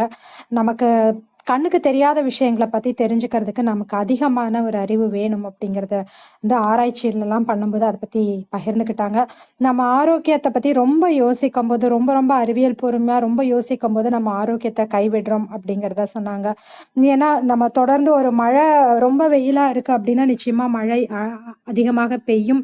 மழை அதிகமாக பெய்யுதுன்னா அந்த அளவுக்கு வெயில் காயும், பெய்யும் அளவுக்கு காயும், காயும் அளவுக்கு பெய்யும். அப்படிங்கிறதுனால எல்லாமே ஒரு சுழற்சியிலேயே தான் இருக்குது. நம்ம தாகத்துக்கு தண்ணி குடிக்கணும் அப்படின்னா கூட தாகத்துக்காக குடிக்கிறதாக இருக்கணும். எனக்கு டைஜஷன் சரியா நடக்கணும், என்னுடைய உடல் உறுப்புகளுக்கு இது தேவை, இவ்வளவு தண்ணீர் குடிக்கணும், இப்படியெல்லாம் யோசிக்க கூடாது. மாறாக எனக்கு இப்ப தாகம் அடிக்குது, எனக்கு இவ்வளவு தண்ணீர் தேவை அப்படிங்கிற ஒரு நம்ம உடல் மொழியை கேட்டுட்டு அந்த தண்ணீரை நம்ம குடிக்கணும். நமக்கு ஒரு காய்ச்சல் வந்தா கூட நம்ம உள்ளுணர்வுக்கு தெரியும், நம்ம வாய் கசக்கும், அந்த மாதிரி இருக்கும்போது நமக்கு தெரியும் காய்ச்சல் வந்திருக்கா அப்படின்னு சொல்லி. இல்ல அதுக்கு நம்ம என்ன சாப்பிடணும், இதெல்லாம் நம்ம யோசிப்போம். அதை விட்டுட்டு லேசா உடம்பு சூடா இருக்குன்னா உடனே ஒரு தெர்மாமீட்டர் எடுத்து செக் பண்ணி பார்த்து அதன் மூலமாக மட்டுமே நம்ம முடிவு செய்யறது அப்படிங்கிறது விட்டுட்டு நம்ம உடல் மொழியையும் கவனிக்கணும் அப்படிங்கிறதையும் சொன்னாங்க. முக்கியமாக இன்றைக்கு பால் குறித்த கருத்துக்கள் நிறைய பகிர்ந்துக்கிட்டாங்க. பால் குடிக்கிறது பத்தி நிறைய சர்ச்சைகள் எப்பொழுதும் இருந்துகிட்டே இருக்குது. குழந்தைகளுக்கு பொதுவாக ரொம்ப சின்ன குழந்தைங்களுக்கு பால் கொடுப்பாங்க. கொடுக்கும்பொழுது அதுல ரொம்ப அதிகமா கொடுத்துட்டோம்னா அதுக்கு மந்தம் பிடிச்சிடும் அப்படிங்கிறதையும் சொன்னாங்க. ஏன்னா ரொம்ப ஹை புரோட்டீன், ஹை கால்சியம் இருக்கு. பால் அப்படிங்கிறது மனிதருக்கான உணவு அப்படிங்கிறத தாண்டி அந்த மாடு, அந்த கன்று கன்றுக்கான ஒரு உணவா தான் குடுக்கும்போது, அதுல மிக அதிகமாக புரோட்டீன், கால்சியம் எல்லாம் இருக்கிறது கன்றுக்குட்டிக்கு சரியாக இருக்கும். ஆனால் அது ஒரு குழந்தைக்கு எந்த அளவுக்கு தேவை அப்படிங்கிறத பார்த்துட்டு, அந்த அளவில் நம்ம கொடுக்க வேண்டும் அப்படிங்கிறத சொன்னாங்க. அதே மாதிரி நிறைய பால் இன்னைக்கு கிராமங்கள்ல கூட கிடைக்கிறது இல்ல. சில கிடைச்சாலுமே பாக்கெட் பால் அப்படிங்கிற பழக்கம் வந்துருச்சு. பாக்கெட் பால்ல தான் அ நல்ல ஒரு ருசி இருக்கு அப்படிங்கிற மாரியான ஒரு பிம்பமும் இப்போது இருக்கிறது. அதனால நேரடியாக கிடைக்கிற நல்ல பால் கூட மக்கள் எடுத்துக்கிறதில்ல. அப்படி இருக்கும்போது எப்படி அந்த மாட்டுக்கு இவ்ளோ பால் வருதுங்கும்போது, அந்த ஒரு 1 மணி நேரத்துக்கு முன்னாடி கூட அந்த ஹார்மோன் சுரக்கிறதுக்கான ஒரு ஊசி போடுறாங்க. இந்த மாதிரி எல்லாம் வந்து ஒரு சின்ன பையன் அவர் பகிர்ந்துக்கிட்டாரு. சென்னை நிகழ்வில அப்படிங்கிறதையும் பகிர்ந்துக்கிட்டாங்க. ஏன்னா, தொடர்ந்து அத பால எடுத்த உடனே குடிச்சோம்னா, அது உடம்புக்கு நல்லது. ஆனா, அத வச்சு அத பதப்படுத்தும்போது, ஒரு கிராமத்திலயோ எங்கேயோ இருக்கிற ஒரு பால எடுத்து, அத பதப்படுத்தி, சூடு பண்ணி, அதுக்கப்புறம் ஆற வச்சு, பேக்கெட் பண்ணி, அத அனுப்பி, அது நமக்கு கைக்கு வந்து சேர்றது, அப்படிங்கும்போது ஒரு பெரிய அந்த ப்ராசஸ்ல அது எந்த அளவுக்கு சத்துக்கள் அப்படியே இருக்கும், அது எந்த அளவுக்கு நமக்கு உடம்புக்கு தேவை அப்படிங்கிறத நம்ம தான் முடிவு பண்ணிக்கணும். ஏன்னா, இந்த அது புரோட்டீன் தான் ஜாஸ்தி சாப்பிட்டு அந்த புரோட்டீன குடுக்குதா அப்படிங்கிறக்கான ஆராய்ச்சி எல்லாம் கூட பண்ணியிருக்காங்க அப்படின்றதும், அந்த உயிர் வேதியியல் மாற்றங்கள் நிகழுது.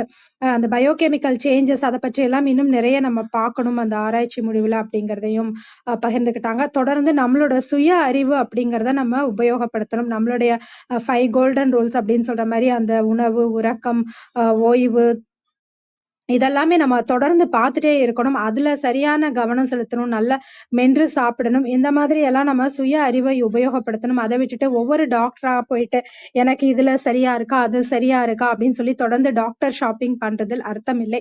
நமக்குள்ள தான் எல்லாமே இருக்கு. ஒரு தியானம் பண்ணா கூட நமக்குள்ள கடவுள் இருக்கான்னு அப்படின்னு சொல்லி நம்ம தியானம்லாம் பண்றோம். அந்த மாரி நமக்குள்ள நம்ம சுய அறிவை எடுத்துக்கொண்டு, நம்மளுடைய உடல் மொழியை புரிந்து கொண்டு அதற்கேற்றவாறு நடந்து கொள்ள வேண்டும் அப்படிங்கிற கருத்துக்களை பகிர்ந்து கொண்ட மஞ்சு பார்கவி அவர்களுக்கு மிக்க நன்றி. இன்று பிறந்த நாள் கொண்டாடும் ஓஷோ, கார்த்திக், அதிவீர பாண்டியன், அமிதா இளங்கோவன் மூவருக்குமே இனிய பிறந்த நாள் நல்வாழ்த்துக்கள். வேல், நீங்க பேசலாம். வணக்கம். நன்றி அக்கா, வாய்ப்பிற்கு அனைவருக்கும் இனிய காலை வணக்கம். இன்று பிறந்தநாள் கொண்டாடும் அவங்க ஓஷோ கார்த்திக் அவங்களுக்கு வந்து பிறந்தநாள் நல்வாழ்த்துக்கள் மற்றும் அதிவீர பாண்டியன், அமிதா இளங்கோவன் அனைவருக்கும் பிறந்தநாள் நல்வாழ்த்துக்கள். மஞ்சு பார்க்கவே தொடர்ந்து வந்து பார்த்திங்கன்னா நம்மளோட நிகழ்வில் வந்து ஆரோக்கியம் அத்தியாவசியம் என்ற தலைப்பில் எளிமையான ஒரு வாழ்வியல் நடைமுறை ரொம்ப ரொம்ப அவசியம். அதுவும் உடல் வந்து வளமாக வாழ அவங்க சொன்ன அந்த விதிகள் 5 தங்க விதிகள். அதில் முக்கியமாக வந்து பசித்த பின் புசி, அதுக்கப்புறம் வந்து தேவைன்னா தண்ணி குடி, அதுக்கப்புறம் வந்து ரொம்ப இயற்கையோடு சேர்ந்து நம்ம வந்து வாழணும் அப்படின்னு சொல்லி ஒவ்வொரு நிகழ்வுகளையும் எடுத்து உரைச்சிட்ருக்காங்க. மிக்க மிக்க நன்றி வாய்ப்பிற்கு. அனைவருக்கும் நன்றி. உங்கள் அன்பான வாழ்த்துக்களுக்கு மிக்க நன்றிங்க வேல். மூர்த்தி, வணக்கம். நீங்க பேசலாம். மூர்த்தி. ரேவதி, வணக்கம். நீங்க பேசலாம். ரேவதி. வணக்கம் வள்ளி. வணக்கம் அனைவருக்கும். நிறைய சந்தேகம் வந்து உணவு சார்ந்து இருந்தவங்களுக்கு நிச்சயமா இன்றையுடைய மஞ்சு பார்கவியோட ஒரு சிறப்புரைங்கிறது நிறைய பேருடைய கேள்விகளுக்கு பதிலாக இருக்கும். ஏன்னா இங்க நிறைய வந்து இப்போ பயமுறுத்தல் தான். இப்போ டாக்டர் ஷாப்பிங் அப்படின்னு சொல்லி சொல்றாங்கன்னா, இப்போ ஒரு நோய் வர்றதுக்கு முன்னாடியே பாம்பு கடிச்சவன் வந்து முதல்ல இருக்கிற காரணம் அவனுக்கு இருக்கிற பயம் அப்படிங்கிறது கூட சொல்லுவாங்க. ஏன்னா அது பாம்பு கடிச்சிச்சுங்களே டக்குன்னு அந்த உணர்வு வந்து நம்மள தாக்கிரும் அப்படின்னு சொல்லுவாங்க. அது போலதான் ஒரு நோய்ன்னு நம்ம சொல்றதுக்கு முன்னாடியே அதுக்கு உண்டான காரணம் என்ன, அது வந்தா இப்படி வந்துரும் அப்படி வந்துருன்னு அந்த பய உணர்வே வந்து அந்த நோய விட பய உணர்வோட தாக்கங்கள் தான் நிறைய இருக்கு. அதுக்கு வந்து மஞ்சு பார்கவி ஒரு சரியான விடைய குடுத்தாங்க. ஏன்னா எப்ப பார்த்தாலும் அது வந்துருமோ, இது எப்படி ஜீரணமாகணும், அந்த மாரி நிறைய கேள்விகளும் வந்து நம்மளுக்கு தொடர்ந்துகிட்டே இருக்கு. இது நீங்க கண்ண பொத்துனாலும் சரி, காத பொத்துனாலும் சரி, உங்கள அறியாமயே நிறைய விஷயங்கள் வந்து இப்போ சோசியல் மீடியாவாகட்டும், எந்த விஷயங்களும் தொடர்ந்து வந்துட்டே இருக்கையில, அந்த பயம் அப்படிங்கிற உணர்வு தான் வந்து மக்கள வந்து ஒரு பெரிய நோய்கள் தாக்குதலுக்கு வந்து ஏதோ ஒண்ணு தேடி ஏதாவது ஒண்ணு புடிச்சு நம்ம ரெடி ஆயிட மாட்டோமா அப்படிங்கிற ஒரு விஷயத்த தேடி தான் ஓடிட்டு இருக்காங்க. அதுக்கு வந்து இன்னைக்கு மஞ்சு பார்கவி நிறைய விஷயங்கள் சொன்னாங்க. இப்போ பால் அப்படிங்கிறது கூட அந்த காலத்துல வந்து குழந்தைகள் கொஞ்ச நாள் தாய்ப்பால் நிறைவு பண்ணிட்டு அதுக்கப்புறம் வந்து தொடர்ந்து குடிச்சதா தான் இருந்தது. ஆனா இப்ப எல்லாத்துக்குமே வந்து இப்ப நம்ம சாப்பாடையே டேப்லெட்ஸ் மாதிரி தான் நம்ம சாப்பிடுற மாதிரி இருக்கு. இதுல கால்சியம் இருக்குது, இவ்வளவு நீ சாப்பிடணும் அது மாதிரி. அதாவது நம்மளுக்கே வந்து உள்ளுணர்வா வந்து நம்மளுடைய உடல் அப்படிங்கிறது அவ்வளவு ஒரு சக்தி வாய்ந்தது. அதுக்கு என்ன தேவை அப்படிங்கறது அதே சொல்லும். நம்மளுக்கு எந்தெந்த நேரத்துல எந்தெந்த சத்து தேவையோ அந்தந்த சத்துக்கு உண்டான காய்கறிகளும் பழங்களும் உணவுகளும் நமக்கு பிடிக்கும். இதுதான் இயற்கையா இருக்கிறது. ஆனா நம்ம இப்ப நாவுக்கு வந்து முக்கியத்துவம் கொடுத்து அப்படியே நம்மளுடைய உணவு கலாச்சாரம் அப்படிங்கிறத முழுசா மாத்திட்டோம். ஏன்னா இப்போ எது எது நம்மளுக்கு தேவைங்கிறத நம்ம சாப்பிட்டோம்னாவே நம்ம டாக்டர்ட்ட போறதும் சரி, அதுவும் குறைபடும், அதுவும் கம்மியாகும். அதே போல நம்மளுக்கு என்னென்ன தீர்வுகள்ங்கிறது அது நம்மளுக்கே வந்து ஈஸியா புலப்பட்டுரும். அது வந்து அது சார்ந்த நிறைய விஷயங்கள் வந்து பகிர்ந்துக்கிட்டாங்க. அதே போல உயிர் வேதியியல் மாற்றம் அப்படிங்கிறது இப்ப எல்லாமே மேத் மாரி இது சாப்பிட்டா இதுங்கிற இதுல உயிர் வேதியியல் மாற்றம் அப்படிங்கிறது வந்து ஒரு புதிய விஷயமாக இருந்தது. ஏன்னா கால்சியமே சாப்பிடாத ஒரு மாட்டுக்கு அது தன் கன்றுக்கு பால் குடிக்கையில கால்சியம் தேவைங்கையில அந்த கால்சியம் வந்து வந்துருது அப்படின்னு வந்து கண்டுபிடிச்சாங்க அப்படின்னு சொன்னாங்க. அது போலதான் அந்த கன்றுக்கு என்ன தேவையோ அதுதான் வந்து அவங்க அம்மா கொடுக்கும். அதே போல நம்ம குழந்தைகளுக்கு என்ன தேவை அப்படிங்கிறதும் சரி, அவங்க உணவுக்கு என்ன தேவை அப்படிங்கறத நம்ம தான் பார்த்து சரியா கொடுக்கணும் அப்படிங்கிற மாதிரி நிறைய விஷயங்கள் வந்து அவங்க பகிர்ந்துக்கிட்டாங்க. நிச்சயமா இன்றைக்கு மஞ்சு பார்கவியோட பேச்சு வந்து நிறைய பேர்களுக்கு வந்து விடையாகவும் ஒரு பெரிய விழிப்புணர்வாகவும் இருக்கும். ஏன்னா நம்ம எல்லாமே தெரியாத உலகத்துல எல்லாமே கூகுள மட்டும் நம்பி இருக்கிற மத்த நாட்டுக்காரங்க இருக்காங்கன்னா, நம்மளுக்கு வந்து நம்மளுடைய முன்னோர்கள் சித்த மருத்துவம், ஆயுர்வேதம் அப்படின்னு நிறைய விஷயங்கள் நம்மளுக்கு கொடுத்துட்டு போயிருக்காங்க. பாட்டி வைத்தியம்ங்கிற மாரி எனக்கு தெரிஞ்சு நம்ம ஊரு ரேஞ்சுக்கு வந்து எந்த வைத்தியமா இருந்தாலும் நம்ம அந்த அஞ்சரை பெட்டின்னு சொல்லுவாங்க. அதிலேயே அத்தனை வைத்தியத்தையும் அடக்கி வச்சிருக்கிற ஒரு பெரிய பாரம்பரியத்துல இருந்து வந்திருக்கோம். இந்த மாதிரி அது எல்லாம் வந்து பழையன கழிதல் மாதிரி எல்லாம் பழையது நம்மளாம் பொக்கிஷமா வச்சிருக்கோம். அதை வந்து பழையன கழிதல் வந்து பண்ணிட்டு இருக்காங்க நிறைய பேர். இதுல இருந்து இது எல்லாத்துக்கும் ஒரு பெரிய ஒரு மகிழ்ச்சியாக இருந்தது அவங்களுடைய பேச்சு கேட்கறதுக்கு. மிக்க நன்றிங்க மஞ்சு. மிக்க நன்றி அனைவருக்கும். நன்றிங்க ரேவதி. உங்கள் அன்பான வாழ்த்துக்களுக்கும் கருத்துக்களுக்கும் மிக்க நன்றி. விஜயகுமாரி அம்மா வணக்கம், நீங்க பேசலாம். நன்றிகள் அம்மா. வாழ்க வையகம், வாழ்க வையகம், வாழ்க வளமுடன். ஒரு வாழ்க குருவே துணை. சரித்திரம் படைப்போம் தளத்திற்கு நன்றி. அதை எடுத்து நடத்தி சரித்திரம் படைத்துக் கொண்டிருக்கும் ஆரோக்கிய பீட்டோ அவர்களுக்கு பல கோடி நன்றிகள். அதில் பயணித்துக் கொண்டிருக்கும் சிந்தனை சிற்பி கற்பகவள்ளி அம்மா அவர்களுக்கும் பல கோடி நன்றிகள். அதில் பயணிக்க வந்த மஞ்சு பார்கவி அம்மா அவர்களுக்கும் மனமார்ந்த நன்றிகளும் பாராட்டுகளும். நன்றிகள் அம்மா. மற்றும் நம் குழுவில் குழுமி இருக்கும் அனைத்து அன்பு உள்ளங்களுக்கும் என் மனமார்ந்த நன்றிகளும் வாழ்த்துக்களும்.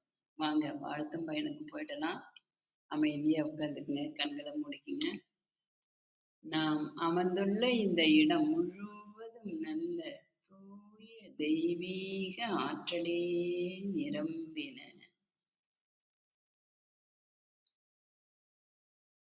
அருட்பேராற்றல் உடலிலே உயிரிலே அலையலையாக பாய்ந்து நிரம்புவதை உணர்கிறோம். அன்னைக்கு வணக்கம், தந்தைக்கு வணக்கம், அருள்நிறை ஆசான் வேதாத்திரி மகரிஷி அவர்களுக்கு வணக்கம். குருவாழ்க, குருவே துணை. அருட்பேராற்றல் இரவும் பகலும் எல்லா நேரங்களிலும் எல்லா இடங்களிலும் எல்லா தொழில்களிலும் உறுதுணையாகவும் பாதுகாப்பாகவும் வழிநடத்தியாகவும் அமையுமாக. வாழ்க வளமுடன், வாழ்க வளமுடன், வாழ்க வளமுடன்.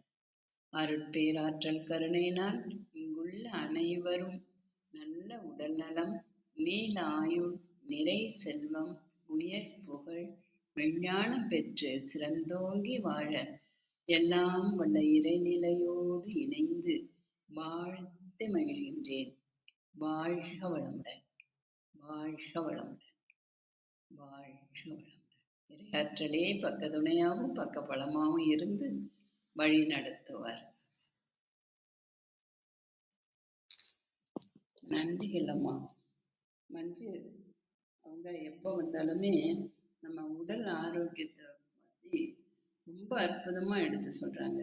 இந்த அவையில இருக்க அனைவருக்கும் இது பொருந்தும், நன்மையை செய்யும் அப்படின்னு நான் நம்புறேன். அம்மா அவங்க சொல்ற மாதிரி இயற்கையோட ஒற்று வாழ நம்ம பழகணும். இயற்கையோட ஒத்துனா இப்ப இரவும் வரும் பகலும் வரும், அது இயற்கை. இயற்கையில என்ன வருது? பஞ்சபூத சக்தி இருக்கு, அதுல இறை சக்தி தான் உணரக்கூடியது. இப்ப நம்ம கண்களை மூடி உட்கார்ந்து நம்ம அந்த சக்தியை உணரும் பொழுது அது மட மட மடன்னு நம்ம கிட்ட வர்றதை நல்லா உணரலாம். நான் அதுக்கு எதான் சொல்றது, உணருங்க உணருங்கன்னா உணர்ந்து பார்த்தோம்னா எதுவுமே நமக்குள்ளதாங்க இருக்கு. அம்மா அவங்க சொல்ற மாதிரி இப்ப அந்த மாட்டு பால் பத்தி சொன்னாங்க. புல்லுலயும் கால்சியம் இல்லை, வைக்கோல்லையும் இல்லை. அப்ப மாட்டுக்குள்ளதான் இருக்கு. அந்த மாற்றம் எங்க இருக்குன்னா அதுக்குள்ளதான் இருக்கு அப்படின்னு அழகா எடுத்து சொன்னாங்க. நான் என்ன சொல்றேன்னா, குழந்தைங்களுக்கு, பிறந்த குழந்தைகளுக்கு மாட்டுப்பால், அந்த டின்னு பால் அதெல்லாம் கொடுக்கறத விட தாய்ப்பால் தாங்க சிறந்தது. அந்த தாய்ப்பால் அப்ப குடிக்கும் பொழுது அவங்க காலங்காலமா வாழும்போது எந்த நோயுமே அணுகாது. எந்த நோய்னா ஒரு சின்ன சின்ன நோய் வரும், ஆனா தாக்கக்கூடிய, உடலை தாக்கக்கூடிய நோயெல்லாம் வராது கண்டிப்பா. அதனால தாய்ப்பால் கொடுங்க, சிறந்தது அதுதான். எங்க குழந்தைங்களுக்கெல்லாம் நாங்கெல்லாம் தாய்ப்பால் தான் கொடுத்தோம். அதே மாதிரி எங்க குழந்தைங்களுக்கும் சொல்லி பேர பேத்தி எல்லாருக்குமே வந்து தாய்ப்பால் தான். தாய்ப்பால் சில பேர் சொல்றாங்க தாய்ப்பால் எனக்கு இல்லை இல்லை அப்படின்னு. அது மாசமா இருக்கும் பொழுது ஒரு சில விதிமுறைகள் நம்ம, அதான் அம்மா சொன்ன மாதிரி அஞ்சரை பெட்டியிலே இருக்குன்னாங்க பாருங்க. நம்ம ஒரு சின்ன சின்ன வைத்தியம் செஞ்சுட்டாக்க குழந்தை பிறந்த உடனே தாய்ப்பால் தானா சுரக்கும். அது நல்லா உணர்ந்து பார்க்கலாம். அதை விட்டுட்டு மருந்து மாத்திரை வாங்கி போடுறது, பால் அதிகமா இருக்குது பால் கம்மி பண்றது, இதெல்லாம் தேவையில்லை. அது உங்க உடம்புக்கே கெடுதல். அதனால அதை நான் முக்கியமா எடுத்து சொல்லுவேன். அந்த மாதிரி நான் இந்த தளத்துல, ஏற்புதிய தளத்துல ஒரு அம்மாவுக்கு மாசமா இருக்கும் பொழுது 5வது மாசத்துல இருந்து என்னென்ன செய்யணும் அப்படின்னு முறைய சொல்லி கொடுத்து அவங்க அதே மாதிரி இருந்து நார்மல் டெலிவரி குழந்தையும் பிறந்து பாலும் இருந்து இப்ப அவங்க சுகமா இருக்காங்க. இது நான் செய்ததை சொல்றேன், உணர்ந்து சொல்லி கொடுப்பேன், போன்லயே சொல்லுவேன். அதை அந்த பொண்ணு முறைய செய்து தவபாலன் இருக்காரு இல்லைங்களா, அவங்களுடைய மாமா பொண்ணு தான். தவபாலன் தான் சொல்லி அம்மா சொல்றதை கேட்டு செய்யுங்கன்னு அந்த மாதிரிலாம் செய்திருக்கிறேன். அதான் எது செய்தாலும் உணர்ந்து செய்யுங்க. பெரியவங்க அன்னைக்கு செய்தது எல்லாமே உண்மை தத்துவம். இப்ப வர்றது எல்லாமே வந்து உடம்புக்கு என்ன செய்யுதுன்னு யாராலுமே கண்டுபிடிக்க முடியல, டாக்டராலேயும் கூட. அதனால நான் மஞ்சு பார்கவி அவங்க ரொம்ப அற்புதமா அந்த உடலுக்கு என்னென்ன தேவை அப்படிங்கிறத உணர்ந்து தண்ணி குடிச்சாலும் சாப்பிட்டாலும் பசி எடுத்து தாகம் எடுத்தா தண்ணி குடிக்கிறது, ஓய்வு தேவைப்பட்டா உறங்குறது, இந்த மூணையும் செய்யும். நான் அதெல்லாம் செய்துட்டு இருக்கேன். எனக்கு ஊர்ல எல்லாம் போய் பத்திரிக்கை வச்சுட்டு வந்தேன். வந்ததும் ஃபீவர் வந்துடுது. எனக்கு அதிகமா வராது எதுவும். அன்னைக்கு ஏன் அப்படின்னா வெளியில போனதுனால ஹோட்டல்ல சாப்பிட வேண்டி வந்தது. அப்ப அது வந்து எனக்கு ஒத்துக்கல. அதனால வந்திருக்கும்னு நினைச்சேன். வந்து படுத்து 2 நாள் படுக்கையிலேயே இருந்தேன், எதுவுமே சாப்பிடல. சுடு தண்ணி மட்டும் கொஞ்சம் குடிச்சிக்கிட்டு இருந்தேன். அப்போ 2வது நாள் உடம்பு சரியாகி ஃபீவர் கம்மியாயிட்டு எழுந்துட்டேன். இதுக்கு போய் டாக்டரை பார்த்துட்டு மாத்திரையை போட்டுட்டு அது ஒரு சைடு எஃபெக்ட் உண்டு பண்றது, இதெல்லாம் தேவையில்லை. மஞ்சு சொல்றது எனக்கு ரொம்ப, இந்த சின்ன வயசுல நிறைய சொல்லி கொடுக்குறாங்க, அதெல்லாம் நம்ம கேட்டு நடக்கணும்னு நான் கேட்டுக்கிறேன். அவங்க அதோட கூட இன்னைக்கு பிறந்த நாள் காண்ற எல்லாருக்கும், மஞ்சு பார்கவி அம்மா அவங்களுக்கும் வாழ்த்து சொல்றேன். மோஷு கார்த்திக் அவர்கள், அதிவீர பாண்டியன் ஐயா அவர்கள், கவிதாயினி அம்மா அவர்கள், மஞ்சு பார்கவி அம்மா அவர்கள், 4 பேரையும் நல்ல உடல்நலம், நீலாயும், நிறை செல்வம், உயர் புகழ், விஞ்ஞானம் பெற்று சிறந்தோங்கி வாழ வேண்டும். வாழ்க வளமுடன், வாழ்க வளமுடன், வாழ்க வளமுடன். இரையாற்றலே பக்கத்துணையும் பக்க இருந்து இவங்கள வழி நடத்தணும் அப்படின்னு கேட்டுக்கிறேன். நன்றிகள் அம்மா. நன்றிங்கம்மா. உங்கள் அன்பான வாழ்த்துக்களுக்கும் கருத்துக்களுக்கும் மிக்க நன்றிங்கம்மா. புவனா வணக்கம், நீங்க பேசலாம்.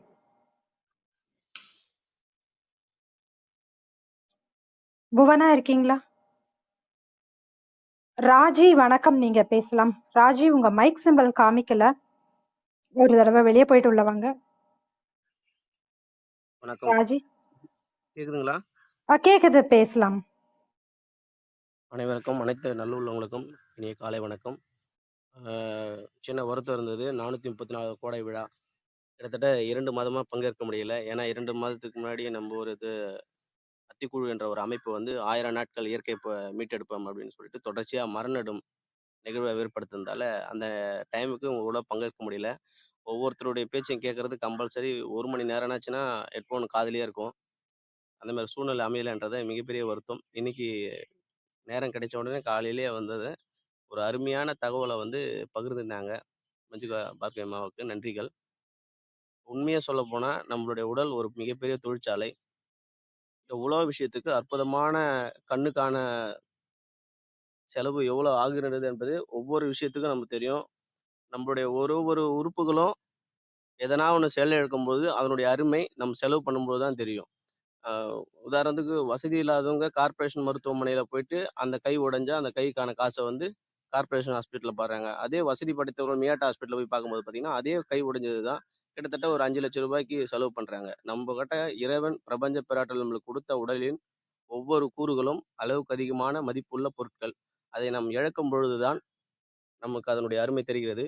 உணவே மருந்து அப்படின்னு நம்ம பெரியவர்கள் சொன்னாங்க. அது நிறைய பேருக்கு வந்து புரிதல் இல்லை. உணவே மருந்து அப்படின்னா வியாதி வந்துட்ட பிறகு அந்த பழத்தை சாப்பிட்றாங்க.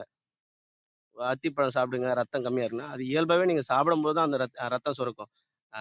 ரத்தம் கம்மியாயிட்ட பிறகு நம்ம அத்திப்பழத்தை வந்து சாப்பிட்றதுக்கு எல்லாமே ஒரு பிரவண்டப்படுறோம். அதே மாதிரி அம்மா சொல்லியிருந்தாங்க, ஒரு உண்மையான தகவல் அதுதான். கர்ப்பம் தரித்த பிறகு வந்து கால்சியம் மாத்திரை போடவே கூடாது. அது போடும்போது பார்த்தீங்கன்னா வயிறோட இதுவும் உடலோட அமைப்பு வந்து அதிகமாயிடுது. நம்ம உணவு எவ்வளோக்கு எவ்வளோ கால்சியமாக எடுக்கிறோமோ அந்த அளவுக்கு நல்லா இருக்கும். நேற்றைய ஒரு பதிவில் வந்து சொல்ற ஒரு வார்த்தையை திருப்பியும் நான் கேட்டு என்னை நானே தயார்படுத்திக்கிற மாதிரி ஒரு பதிவு தான். நம்மளுடைய உடம்பு வந்து மிகப்பெரிய ஒரு தொழிற்சாலை. அந்த தொழிற்சாலையில நீங்க ஒரு மருத்துவர்கிட்ட போறீங்க அப்படின்னாக்கா நம்மள மூளை அங்கேயே செட் ஆயிடுது. இந்த டாக்டரை பார்த்தா தான் எனக்கு வந்து சரியாகுது அப்படின்றது மிகப்பெரிய தவறான ஒரு புரிதல் வந்து இந்த சமூகம் வந்து கட்டமைத்து வைத்திருக்கிறது. நம்ம போறதுக்கு முன்னாடியே நம்மளுக்கு உடம்பும் சரி எண்ணங்களும் அதை ஒழுங்குமுறைப்படுத்திடுது. இந்த டாக்டரை பார்த்தாலே நம்மளுக்கு சரியாயிடும் அப்படின்னு. மாத்திரையில என்ன எழுதியிருக்காங்கன்றது கூட நம்ம இதுவரை படிச்சது கிடையாது. அவங்க எடுத்து கொடுக்குறாங்க, நம்ம சாப்பிட்றோம். இயற்கையான உணவுகள் நிறைய வழிமுறைப்படுத்துது.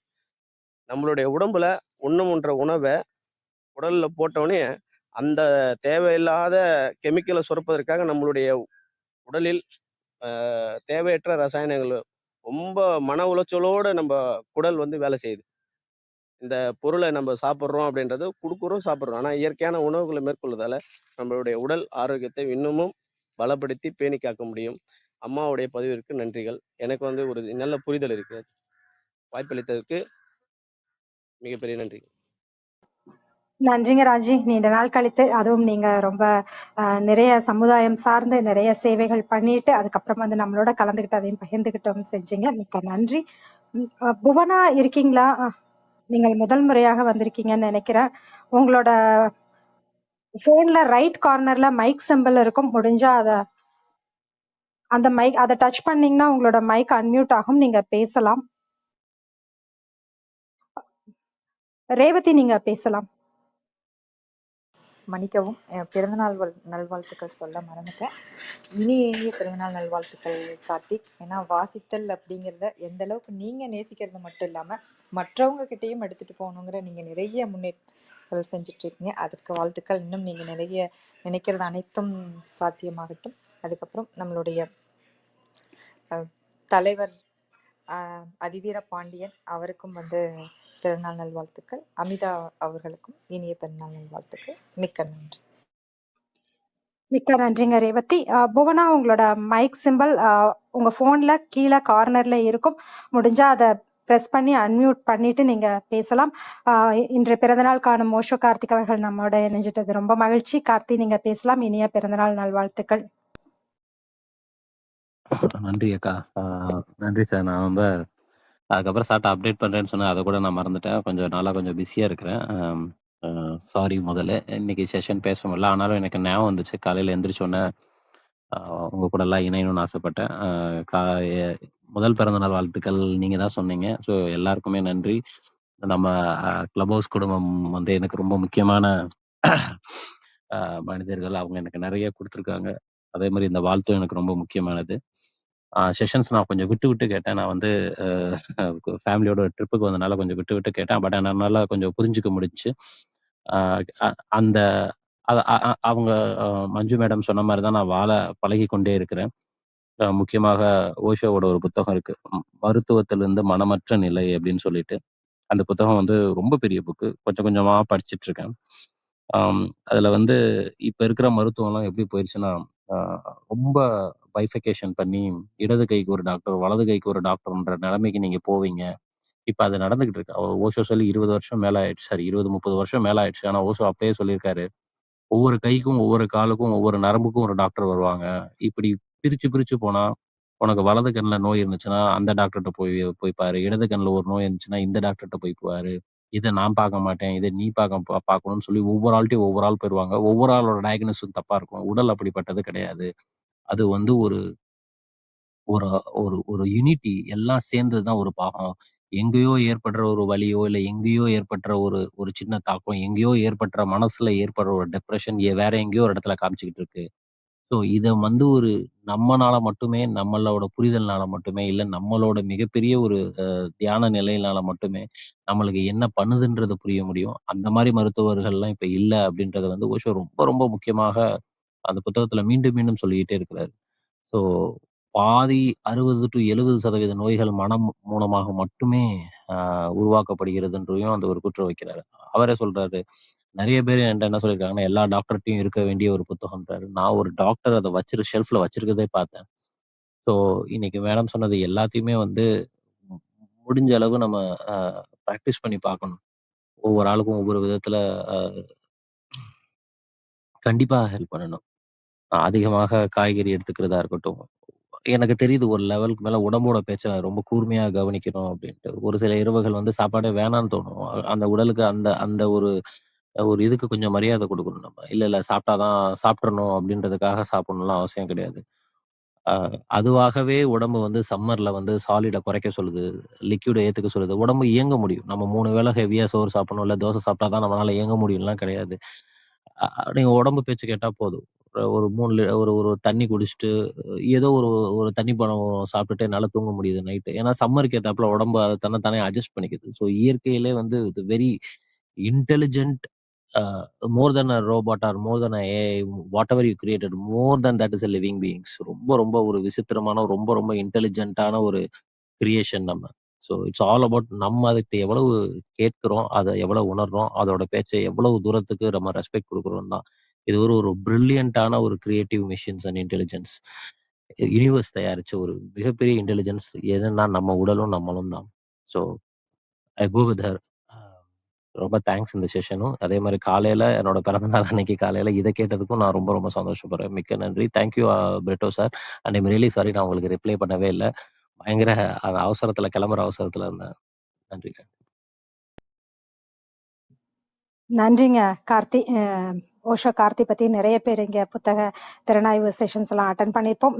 ஓஷோ பத்தி முக்கியமா ஓஷோ புத்தகங்கள் மற்றும் சிறுகதை, கவிதை, கட்டுரை, இப்படி சினிமா, இப்படி பல புத்தகங்களை பத்தி அவர் பகிர்ந்திருக்காரு. இன்றைக்கு இது மருத்துவம் சம்பந்தமான ஒரு புத்தகம், இதை ஏற்கனவே பகிரணும் அப்படின்றதும் சொல்லிட்டு இருந்தாரு. இன்னும் கொஞ்சம் நேரம் கிடைக்கும் போது பகிர்ந்துக்கிறேன் அப்படின்னு சொல்லியிருக்காரு.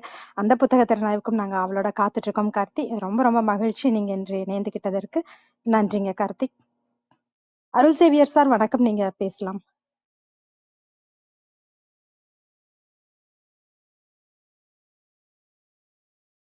அருள் சேவியர் சார். சசிகலாம்மா வணக்கம், நீங்க பேசலாம்.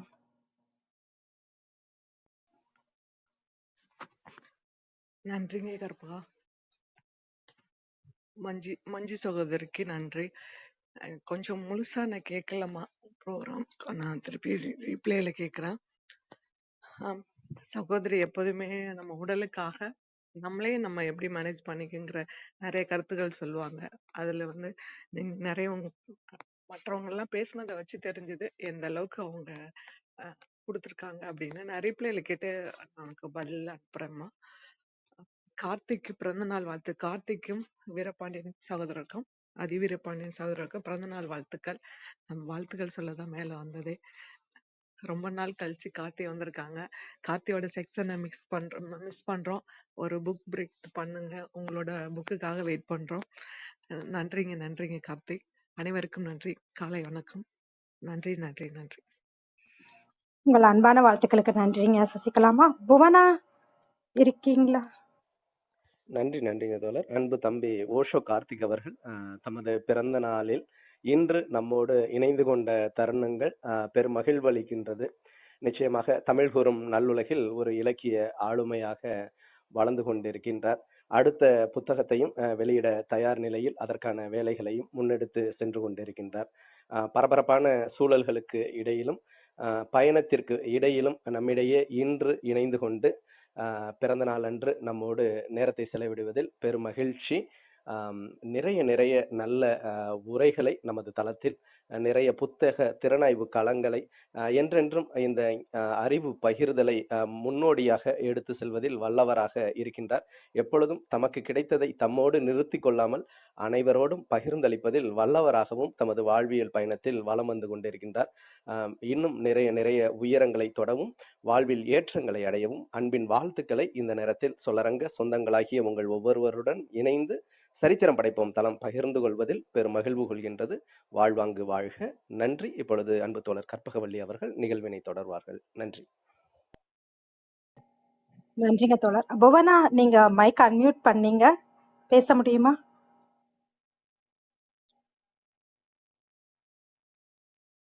புவனா, நீங்க அன்மியூட் பண்ணீங்க. அந்த மைக் சிம்பல் ரைட் கார்னர்ல இருக்கு, போன்ல ரைட் கார்னர்ல. முடிஞ்சா நீங்க திரும்பவும் முயற்சி பண்ணுங்க. அருள் சேவியர் சார், புவனா இப்ப நீங்க பேசலாம். புவனா, திரும்பவும் மியூட்டுக்கு போயிட்டீங்க.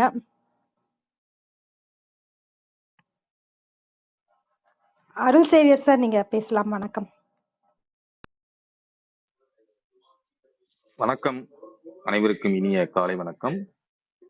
இன்று பிறந்தநாள் கொண்டாடும் ஓசோ கார்த்திக் அவர்களுக்கும் அதிவீரபாண்டியன் அவர்களுக்கும் கவியாயினி அவர்களுக்கும் இனிய பிறந்தநாள் நல்வாழ்த்துக்கள். இன்றைய உரை சிறப்பாக இருந்தது. மஞ்சு அவர்கள் நம்முடைய ஆரோக்கியத்தை பற்றி அவர்கள் நிறைய அக்கறையோட தான் இந்த செஷன் பண்றாங்க. அந்த தங்க விதிகளை நம்ம அன்றாடம் பயன்படுத்திக்கிட்டு தான் இருக்கோம். அவங்க ஆட்சி உரையில இருந்து ரொம்ப வெகு சிறப்பா இருந்தது. நான் அவங்க சொல்ல நான் கிராமங்கள்ல பாத்தீங்கன்னா நம்ம பார்த்துருப்போம். பழைய படங்கள்லாம் பாத்தீங்கன்னா, ரொம்ப பழைய படங்கள்லாம் பாத்தீங்கன்னா அந்த வைத்தியர்னு ஒருத்தர் இருப்பாரு. பச்சிலையை கசக்கி கொடுப்பாங்க ஏதாவது ஒண்ணுதான். அப்புறம் அதுக்கப்புறம் அடுத்தது பாத்தீங்கன்னா டாக்டர்ஸ் வீட்டுக்கு கூட்டிட்டு வருவாங்க. வீட்டுக்கு கூட்டி வந்துதான் அந்த டாக்டர் வந்து ஊசி மருந்து ஏதாவது கொடுப்பாரு.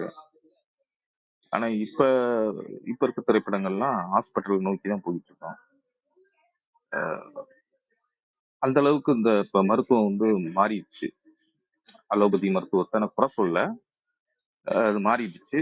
எல்லாமே நம்புறாங்க. மக்கள் எல்லாருமே அதைத்தான் நம்புறாங்க. இப்ப இந்த மருந்து மாத்திரைகள் கூட விலங்குகளுடைய கொழுப்புகள்ல இருந்து தான் தயாரிக்கிறாங்கன்னு ஒரு செய்தி கேள்விப்பட்டேன். ஆனா இயற்கையா நமக்கு கொடுத்துருக்க, இயற்கையா நமக்கு நம்ம காய்கறி கீரைகள் உணவுப் பொருட்கள்ல எல்லா விதமான சத்துக்கள், உதாரணத்துக்கு பிரண்டையெல்லாம் ஒரு சாதாரணமான ஒரு அங்கங்க கிடக்கும். அதுல 500 விதமான நோய்களை வந்து தீர்க்கக்கூடிய அனைத்து சத்துக்களும் அதுல இருக்குன்னு சொல்றாங்க. பிரண்டை துவையல் சாப்பிடுறது அவ்வளவு நல்லதுன்னு சொல்றாங்க. எலும்புக்கு ரொம்ப நல்லது இருக்குன்னு சொல்றாங்க. ஸோ இந்த மாதிரி இயற்கையை நம்ம விட்டுட்டு நம்ம வெளியே நம்ம போறதுனால தான் நிறைய இடர்பாடுகள். இப்ப இந்த பால் பாக்கெட் வந்து பாத்தீங்கன்னா, அந்த நம்ம இன்னைக்கு வாங்குற பால் 8 நாளைக்கு முன்னாடி கறந்த பால் தான் இன்னைக்கு நம்ம அத வாங்குறோம் பாக்கெட்டா. ஸோ அது கறந்த பாலை உடனே காய்ச்சி குடிக்கிறது அவ்வளவு நல்லது, உடம்புக்கு நல்லதுன்னு சொல்லி. அட்லீஸ்ட் அதையாவது பண்ணலாம். பால் குடிக்கிறதே ஒரு ஒரு இன்னொருத்தருடைய கண்ணுக்குட்டி குடிக்கிற பாலை நம்ம குடிக்கிறோம். அந்த பால் 8 நாள் கழிச்சு நம்ம வீட்டுக்கு பாக்கெட்டா வருது. ஸோ அந்த பாக்கெட் பாலை தான் நம்ம விரும்பி அந்த இது ட்ரெண்டே மாறிடுச்சு. அதே மாதிரி அந்த சமைக்கிறது முதற்கொண்டு பார்த்தீங்கன்னா கூட அப்பெல்லாம் விறகடுப்பு தான், புகை வரும், ஊதாங்குழல் ஒன்று இருக்கும். இப்போ ஊதாங்குழல்லாம் அந்த ஒரு பொருளே இப்போ இல்லை. ஊதி ஊதி அந்த விறகு அடுப்பு வச்சு அது அடுப்புலேயே ஒருத்தர் உட்காந்துருக்கான், பக்கத்துலேயே உட்காந்து அந்த விறகுக்கு நடுவில் புளியஞ்சத்தையை வச்சு அப்படி கொஞ்சம் கொஞ்சமாக தள்ளி விடணும். அதெல்லாம் காலையில் என்னுடைய வேலையெல்லாம் அதான் தான் இருக்கும். ஸோ அந்த மாதிரி விறகு அடுப்புல எரிச்சு சமைச்சு சாப்பிட்ட ஒரு உணவு இப்போ கேஸ் அடுப்புல எல்லாமே ஒரு ஒரு கம்ஃபர்ட் ஜோனுக்கு நம்ம இருக்கிறதுனால தான் அதெல்லாம் நம்ம விரும்புகிறோம். இன்னும் 2040, 50 எல்லாம் ஒரு ஆராய்ச்சியில சொல்றாங்க, இனிமேல் வீடுகளுக்கு வந்து கிச்சனே இருக்காது அப்படிங்கிற மாதிரி. ஏன்னா அந்த அளவுக்கு நம்ம பழகிடுவோம். இப்பவே ஆர்டர் பண்ணி சாப்பிட்டுக்கிட்டு இருக்கோம். இந்த 40, 50 எல்லாம் கிச்சனே இருக்காதுங்கிறாங்க. ஒரு தூங்குறதுக்கு ஒரு ரூமு, ஒரு ஹாலு, பாத்ரூம், அவ்வளவுதான். கிச்சன் இருக்காது. ஏன்னா 3 வேளைக்கும் சாப்பாடு கொடுக்கறதுக்கு ஒரு ஆர்கனைசேஷன் ஒன்று இருக்கும். ஏன்னா நமக்கு டைம் இருக்காது. 2வது அதை செய்யறதுக்கு, அதை வாங்கி இதை வாங்கி பண்றதுக்கு நமக்கு இது ஈஸியா போயிடும் அப்படிங்கிற ஒரு கம்ஃபர்ட் ஜோனுக்கு நம்ம அடுத்த ஜெனரேஷன் நம்ம மாதிரி ஆயிடுவாங்க அப்படின்னு ஒரு ஆராய்ச்சி கட்டளை ஒருத்தர் எழுதியிருந்தாரு. ரொம்ப ஏன்னா இப்ப நம்ம அந்த காலம் நம்ம சொல்றோம். இப்ப அந்த காலத்து உணவை நம்ம சாப்பிட்டுக்கிட்டு இருக்கோம். இன்னமும் காலையில டிஃபன் இட்லி தோசை தான் சாப்பிடுறோம். நம்ம அப்ப முன்னாடி அதை சாப்பிடலையே, ஆனா நம்ம இப்ப சாப்பிட்றோமே, வேற வழி இல்லை, பழகிக்கிட்டோம். இதே மாதிரிதான் நம்ம அடுத்த ஜெனரேஷன் பழகிக்குவாங்க. டைம் வந்து சேவ் பண்ணணுங்கிறதுக்காக இந்த மாதிரி அதுக்கு ஒரு ஆர்கனைசேஷன், ஃபுட் ஆர்கனைசேஷன், அவங்க வந்து 3 வேளைக்கு சாப்பாடை வந்து வீட்டில் வந்து கொடுத்துருவாங்க. அதனுடைய இண்டஸ்ட்ரி வந்து பெரிய இண்டஸ்ட்ரியா மாறப்போகுது. நல்லா யோசித்து பாருங்க. ஃபுட்டு நம்ம இண்டஸ்ட்ரியிலே பெருசா வளர்ந்துகிட்டே வருது. நிறைய பிரான்ச்சஸ் நிறைய வந்துகிட்டே இருக்கு. அப்படின்னா ஃபுட்டும் மெடிக்கலும் அதுதான் வந்துகிட்டே இருக்கு. இதுல 2லயும் லிங்க் இருக்கு. நம்ம இயற்கையை என்னைக்கு விட்டுட்டு போறோமோ, இயற்கைக்கு எதிராக நம்ம நம்மளாம் எடுத்துக்கிறோமோ, ஹாஸ்பிட்டல் அதிகமாகிட்டே தான் இருக்கும். இங்கிட்டு ஒரு பக்கம் ஃபுட் இண்டஸ்ட்ரி அதிகமாகிட்டே இருக்கும். அதனால கொஞ்சம் விழிப்புணர்வா நம்ம இருந்துக்கணும். நம்ம உடல் ஆரோக்கியம் வந்து எவ்வளவு முக்கியம், அத்தியாவசியம்ங்கிறத வந்து மஞ்சு பார்கவி நல்ல விளக்கமா சொன்னாங்க. அந்த 5 தங்க விதிகளை வந்து பின்பற்றி நம்ம இருந்தாலே ஓரளவுக்கு நம்ம ஒரு ப்ரிவென்ட் பண்ணிக்கலாம், எந்தவித இதுவும் வராம இருக்கிறதுக்கு. வாழ்த்துக்கள் மஞ்சு பார்கவி. நீங்க மாதத்திற்கு 2 முறை நீங்க வந்து உடல் ஆரோக்கியத்தை பற்றி தெளிவா ஒரு உரை நிகழ்த்துறீங்க. உங்களுடைய சிறப்பான பணி. நீங்க ஒரு மல்டி டாஸ்கிங் பர்சன் கூட சொல்லலாம். ஏன்னா நீங்க உரையாற்றும் போதே சமையலும் முடிச்சிட்டீங்கன்னு நினைக்கிறேன். அப்பப்ப கரண்டி சத்தம், பாத்திர சத்தமா கேட்டுச்சு. அதையும் பண்ணிக்கிட்டு கான்சன்ட்ரேஷனோட நீங்க உரையும் வந்து ஒரு சின்ன ஒரு இது கூட இல்லாம கரெக்டா கொடுத்தீங்க. மிக்க நன்றிகள், வாழ்த்துக்கள். வாய்ப்புக்கு நன்றி. நன்றிங்க சார். உங்கள் அன்பான வாழ்த்துக்களுக்கு நன்றி. நிச்சயமா எதிர்காலத்துல இந்த கிளவுட் கிச்சன், கம்யூனிட்டி கிச்சன் இந்த மாதிரி இப்பவே தொடங்கியிருக்காங்க. இந்த மாதிரி எல்லாம் எதிர்காலத்திலயும் வர்றதுக்கு நிறைய வாய்ப்புகளும் இருக்கு. மிக்க நன்றிங்க சார். புவனா, நீங்க பேச முடியுமா? உங்க போன்ல ரைட் கார்னர்ல வலது மூலையில இருக்க மைக் சிம்பல்ல நீங்க பிரஸ் பண்ணீங்க, திரும்பவும் மேல போயிட்டீங்கன்னு நினைக்கிறேன். லீவ் குவாய்ட்லி கொடுத்துட்டு வெளியே போயிட்டீங்க. கீழே இருக்கிற அந்த மைக் பட்டனை ஒரு தடவை பிரஸ் பண்ணுங்க. பேச முடியுதான்னு பார்க்கலாம். எல்லோருமே பேசிட்டாங்கன்னு நினைக்கிறேன். தங்கள் வாழ்த்துக்களை குறுஞ்செய்தி வாயிலாக பகிர்ந்து கொண்ட ராஜி, ஆனந்தன் அண்ணா, விஜயாலயன் சார், பவுலின், அன்பு சார் அனைவருக்கும் மிக்க நன்றி. மஞ்சு பார்கவி, உங்கள் ஏற்புரைக்கான நேரம், நீங்க பகிர்ந்துக்கலாம். அனைவருக்கும் மீண்டும் ஒரு இனிய காலை வணக்கம். அனைவரின் அன்பான வாழ்த்துக்களும் மிகுந்த உற்சாகத்தை அளித்தது. நமது ரேவதி சகோதரி அவர்கள் கூறியது போல நம்ம ஆரோக்கியத்தை தேடி நமக்குள்ளேயே போனோம் அப்படின்னா கண்டிப்பா அடைய முடியும் அப்படின்றத சொன்னாங்க. விஜயாமா அழகா வாழ்த்துக்கள் கூறி அவர்களும் நல்ல ஒரு இனிமையான கருத்துக்களை விதைத்து சென்றீர்கள் விஜயாம்மா. அவங்களுடைய அனுபவத்துல டெலிவரி கூட வந்து தவபாலன் சார் அவங்களுடைய உறவினர்களுக்கு வந்து கைட் பண்ணதை அம்மா சொன்னாங்க. ரொம்ப மகிழ்ச்சிம்மா. ஏன்னா இன்றைக்கு பாத்தீங்கன்னா பெண்கள் வந்து கருவுற்றோனையும் ஒரு நோய்வாய் விட்டுற மாதிரி மருத்துவமனைகளுக்கு போயிட்டு சிரமத்துக்குள்ளாயிட்டு இருக்காங்க. ஆனா இந்த நேரங்கள்ல உங்களை போன்ற வயதில் மூத்தவர்கள் அவர்களுக்கு வழிகாட்டும் போது அவர்களுக்கு ஒரு பயம் இல்லாத ஒரு மனநிலைமை உருவாகும் போது நிச்சயமான ஒரு ஆரோக்கியமான குழந்தையை இந்த சமுதாயத்திற்கு கொண்டு வருவதற்கு அந்த கர்ப்பிணிக்கு நீங்கள் பெரும் உதவியாக இருந்திருப்பீர்கள் என்பதை நினைக்கும் போது எனக்கு மிகுந்த ஒரு நன்றியை தெரிவிக்க வேண்டும், உங்களுக்கு ஒரு வாழ்த்துக்களை தெரிவிக்க வேண்டும் எனக்கு தோணுச்சு. அடுத்ததா ராஜி அவர்கள் நீண்ட நாளைக்கு அப்புறம் வந்திருக்காங்கன்னு கற்பா சொன்னாங்க. அவர்கள் மரம் நட்டு கொண்டு இருக்கிறதாக சொன்னாங்க. ரொம்ப மகிழ்ச்சி. ரொம்ப தேவையான ஒரு விஷயத்த கையில எடுத்து பண்ணிட்டு இருக்கீங்க. ரொம்ப நன்றி. அடுத்ததா பிறந்தநாள் கொண்டாடும் ஓசோ கார்த்தி அவர்களுக்கு என்னுடைய மனமார்ந்த நன்றியை தெரிவித்துக் கொள்கிறேன். அதே போல சுபவீரிய பாண்டியன் ஐயா அவர்களுக்கும் இன்னும் சகோதரி ஒருவர் அவர்களுக்கும் இன்று பிறந்தநாள், அவர்களுக்கும் இனிய பிறந்தநாள் நல்வாழ்த்துக்கள். சசிகலா தோழி அவர்கள் ரீப்ளேல கேட்குறேன்னு சொல்லியிருக்காங்க. அவசியம் கேளுங்கம்மா, ரொம்ப பயனுள்ளதா இருக்கும்னு நினைக்கிறேன். அருள் சேவியர் சார் சொன்னாங்க நீங்க சமையலும் முடிச்சுட்டு அப்படியே இது பண்றீங்க அப்படின்ட்டு. எப்பவுமே அப்படி செய்யறது கிடையாது. இன்னைக்கு சின்ன பொண்ணு வந்து பெரியவங்களை பார்க்கறதுக்காக பெங்களூர் கிளம்பிட்டாங்க. அவங்க கிளம்பிட்டு இருக்க நேரத்துல அவங்களுக்கு காலையில உணவு தயாரிச்சு கொடுக்க வேண்டியதா இருந்தது. எப்பவுமே ஒரு தவம் மாதிரி உட்காந்து ஒரு இடத்துல அமைதியா தான் நம்மளுடைய கருத்துக்களை உங்களோட பகிர்ந்துக்குவோம். இன்னைக்கு மட்டும் கொஞ்சம் இந்த மாதிரி ஆயிடுச்சு. அதுக்கு பொறுத்து அருளணும் நீங்க எல்லாரும். ஆனா இது ஒரு வித்தியாசமான அனுபவமா தான் இருந்தது. வேலை செய்து கொண்டே பேசுவது என்பது இன்னைக்கு ஒரு புது அனுபவமா இருந்தது. இந்த பேராற்றலுக்கும் இந்த வாய்ப்பினை ஏற்படுத்தி கொடுத்த ஆரோக்கிய பிரிட்டா சகோதரர் மற்றும் கற்பவள்ளி மற்றும் வேல், ரேவதி, சரித்திரம் படைப்போம் இருக்கக்கூடிய ஒவ்வொருவருக்கும், கவனிப்பாளர்களாக அமைதியாக கவனித்துக் கொண்டிருக்கும் ஒவ்வொருவருக்கும் என்னுடைய மனமார்ந்த நன்றியை தெரிவித்துக் கொள்கிறேன். இதோடு சேர்த்து நம்மாழ்வார் ஐயா அவர்களின் ஒரு கருத்தையும் தெரிவித்துக் கொள்ள விரும்புகிறேன். ரேவதி அவர்கள் சொல்லும்போது சொன்ன ஒரு கருத்து சொல்லும்போது எனக்கு இந்த கருத்து ஞாபகம் வந்தது. இந்த இயற்கையில நம்ம நுகர்வு கலாச்சாரம் அப்படின்ற ஒண்ணுக்குள்ள போறோம். அதுதான் வந்துட்டு இன்னைக்கு பெரிய சிக்கலான ஒரு விடயமாக நம்ம சுற்றி இருக்கிறது. அது என்ன அப்படின்னு பாத்தீங்கன்னா, நமக்கு இந்த பொருள் வேணும் அந்த பொருள் வேணும்னு சொல்லி நம்ம ஒரு எக்ஸஸான ஷாப்பிங் பண்ற ஒரு மனநிலைமை வந்து it is showing the depression in the mind அப்படின்னு சொல்லுவாங்க. அறிவியல் பூர்வமான ஆராய்ச்சி, அதாவது சைக்காலஜிக்கல் ரிசர்ச் பர்சன் சொல்றது.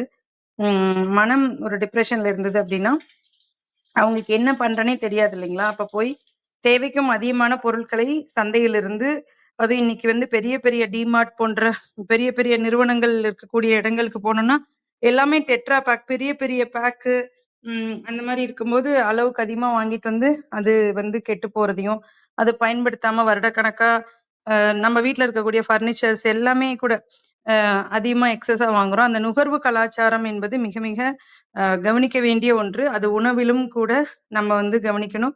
இயற்கையை நேசிக்கக்கூடிய ஒரு தகுதி உள்ள ஒரு மனிதன் இயற்கையிலிருந்து தேவையான பொருட்களை மட்டுமே தான் நுகர்வான். அதுதான் அவன் இயற்கையை நேசிக்கக்கூடிய அடிப்படை தகுதி உள்ளவனாக மாறுகிறான் என்பது நம்மாழ்வார் ஐயா அவர்களின் கூற்று. அதற்கேற்ப இனி வரும் நேரங்களில் நமக்கு தேவையான பொருட்களை மட்டும் நாம் இந்த சந்தையில் போய் மார்க்கெட்ல தேவையான இடங்கள்ல வாங்குவோம் அப்படின்ற ஒரு உறுதிமொழியோட வாழுவோம்.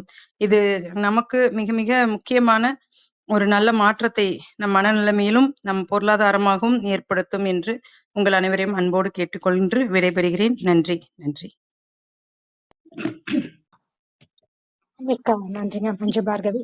நம்மாழ்வார் அவருடைய கருத்துக்களோட இன்றைய சிறப்புரையை நிறைவு செய்திருக்கிறீர்கள். மிக்க நன்றி.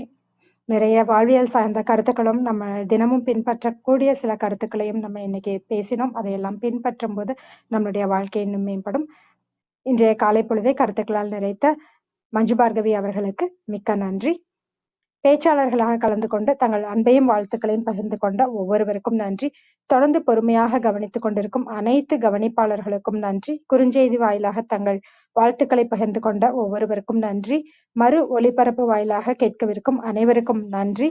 மீண்டும் நாளை காலை 6 மணிக்கு அதிவீர பாண்டியன் அவர்களின் பிறந்தநாள் சிறப்புரையில் அனைவரும் கலந்து கொள்ள வேண்டும் என்று அன்போடு கேட்டுக்கொண்டு விடைபெற்றுக் கொள்கிறோம். அனைவருக்கும் நன்றி. அனைத்திற்கும் நன்றி. ஆண்டவனுக்கும் நன்றி. 5, 4, 3, 2, 1 நன்று.